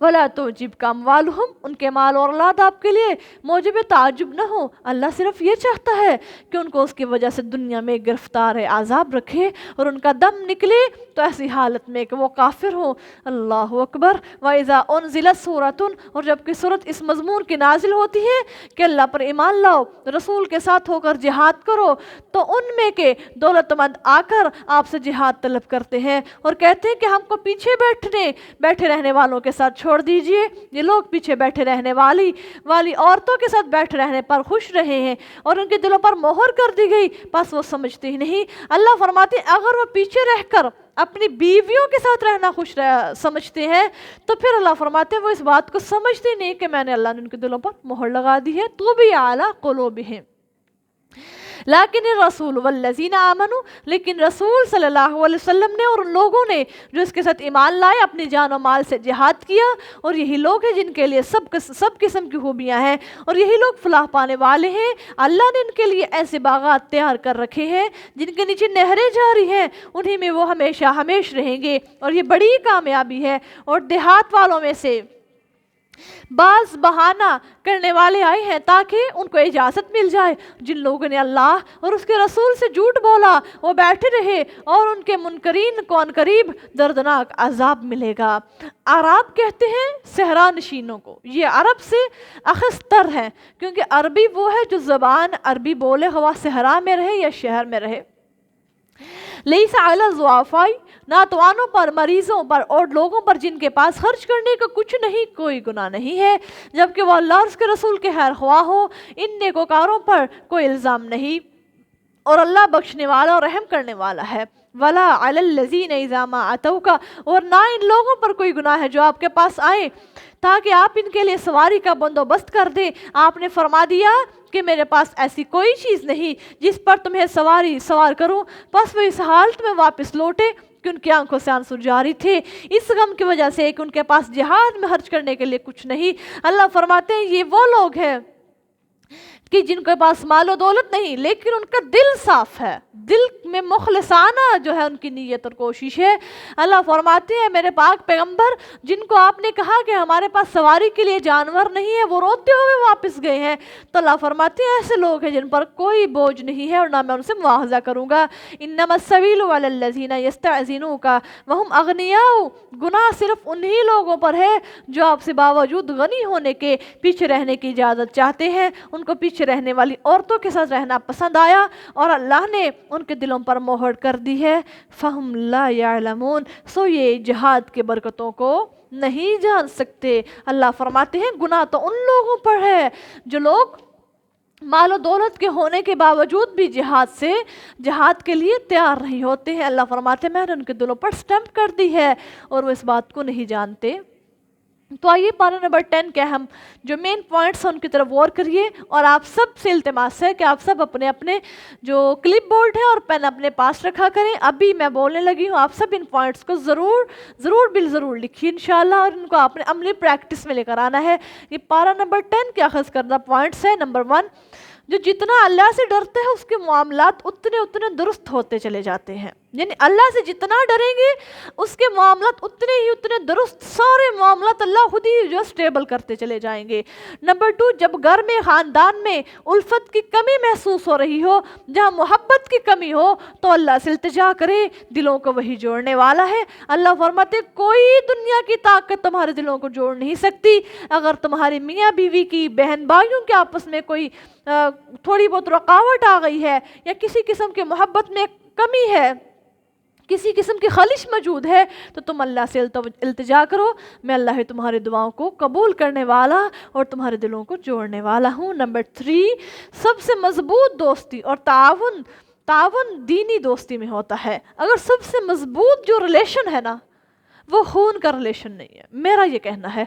सबसे मजबूत और स्ट्रॉन्ग जो हमारा आपस में ताल्लुक़ और एक वाबस्ता है हमारी में आपस में जो ताल्लुकात हैं वो सिर्फ़ और सिर्फ दीनी ताल्लुकात हैं। नंबर 4, इसलिए ज़रूरी है कि आप सब अपने दीनी ताल्लुकात को बढ़ाइए। जहाँ अल्लाह का कुरान हो उसके साथ कोई ना कोई रिश्ता नाता निकाल लीजिए। नंबर 4, सच्चा ईमान वो होता है जो कुर्बानी की सतह पर होता है, ज़ुबानी कलामी नहीं। ये नहीं کہ جہاں پر قربانی دینے کا وقت آیا پیچھے ہو گئے. اگر سچا ایمان ہے تو پھر وہاں پر قربانی دینی پڑے گی، چاہے وہ وقت کی ہو، چاہے مال کی ہو، جس چیز کی قربانی ہو تو ضرور دیں. نمبر 5، اللہ تعالیٰ اپنے کلام سے دلوں کو پھیرتا ہے، زندگیوں کو بدل دیتا ہے، لہٰذا سے بار بار سنیں. کون سا کلام؟ اللہ کا قرآن. نمبر 6، جہاد، حج اور عمرے کی ارادے سے نکلے انسان کو موت آ جائے تو قیامت تک کے لیے ثواب لکھ دیا جاتا ہے. سبحان اللہ. تزکیہ نفس کے حوالے سے جو پوائنٹس آپ سب کے لیے نکالے گئے ہیں، نمبر 1، غم دلوں کو کمزور کر دیتے ہیں. اب ذرا دیکھیں آپ نے کبھی جس انسان کا کوئی میٹھا پیارا رشتہ دنیا سے چلا جاتا ہے، جسٹ لائک کسی کی امی جان دنیا سے چلی جائے، کسی کا جوان بیٹا چلا جائے، کسی کے بابا دنیا سے چلے جائیں، تو وہ 24 گھنٹے اس کا دل غمگین رہتا ہے، اس کا دل بڑا ہی زیادہ پریشان رہتا ہے، اس کا دل کا بوجھ ہلکا ہی نہیں ہوتا، وہ رو رو کے ہلکان ہو جاتا ہے. تو اللہ فرماتے ہیں اگر غم جو ہے وہ دلوں کو کمزور کر دیتے ہیں، دعا کے ذریعے سے اس کیفیت سے نکلیے. اگر اس کیفیت سے نکلنا چاہتے تو پھر میرے سے دعائیں مانگیے، اپنی دعاؤں کو لمبا کر لیجئے. نمبر 2، اللہ کے دین کو مال اور وقت کی ضرورت ہے. سبحان اللہ، کتنا اچھا پوائنٹ. اللہ کے دین کو تمہارے مال اور وقت کی ضرورت ہے. جہاں تم نے وقت دینا ہے وہاں تم نے مال بھی سپینڈ کرنا ہے. اگر مال دے رہے ہو تو پھر وقت بھی دو. ان کو کتنا خرچ کر رہی ہوں یہ آپ سب نے ذرا نوٹ کرنا ہے کہ کیا ان میں سے میں کتنا سا خرچ کر رہی ہوں. نمبر 3، اللہ تعالیٰ سے مطلب حاصل ہونے کے بعد وعدہ توڑنا منافقت کی علامت ہے. میرا رویہ کیسا ہے؟ اب عملی پریکٹس، وضو اور غسل کا مسنون طریقہ کیا ہے؟ انشاءاللہ ابھی تو ٹائم بہت شارٹ ہوتا ہے آپ کے پارے میں. رمضان المبارک کے بعد انشاءاللہ ہم اپنے غسل کا اور وضو کا مسنون طریقہ آپ سب سے انشاءاللہ یوٹیوب پر ڈسکس کیا جائے گا اور اس کا لنک آپ سب کو ضرور شیئر کیا جائے گا. دعا کہ اللہم فأیما مؤمن سببتہ فاجعل ذالک لہ قربۃ الیک یوم القیامہ. اے اللہ، جس کسی مومن کو میں نے برا بلا کہا ہے تو پس تو سے اس مومن کے لیے قیامت کے دن اپنی طرف قربت کا ذریعہ بنا دے. ایک اور دعا، ربنا آتنا من لدنک رحمتا وہیئ لنا من امرنا رشدا. اے ہمارے اللہ، ہم پر اپنی طرف سے رحمت نازل فرما اور ہمارے اس کام کے لیے کامیابی کا سامان کر دے. جزاکم اللہ خیرا کثیرا واحسن الجزاء فی الدارین. السلام علیکم ورحمۃ اللہ وبرکاتہ.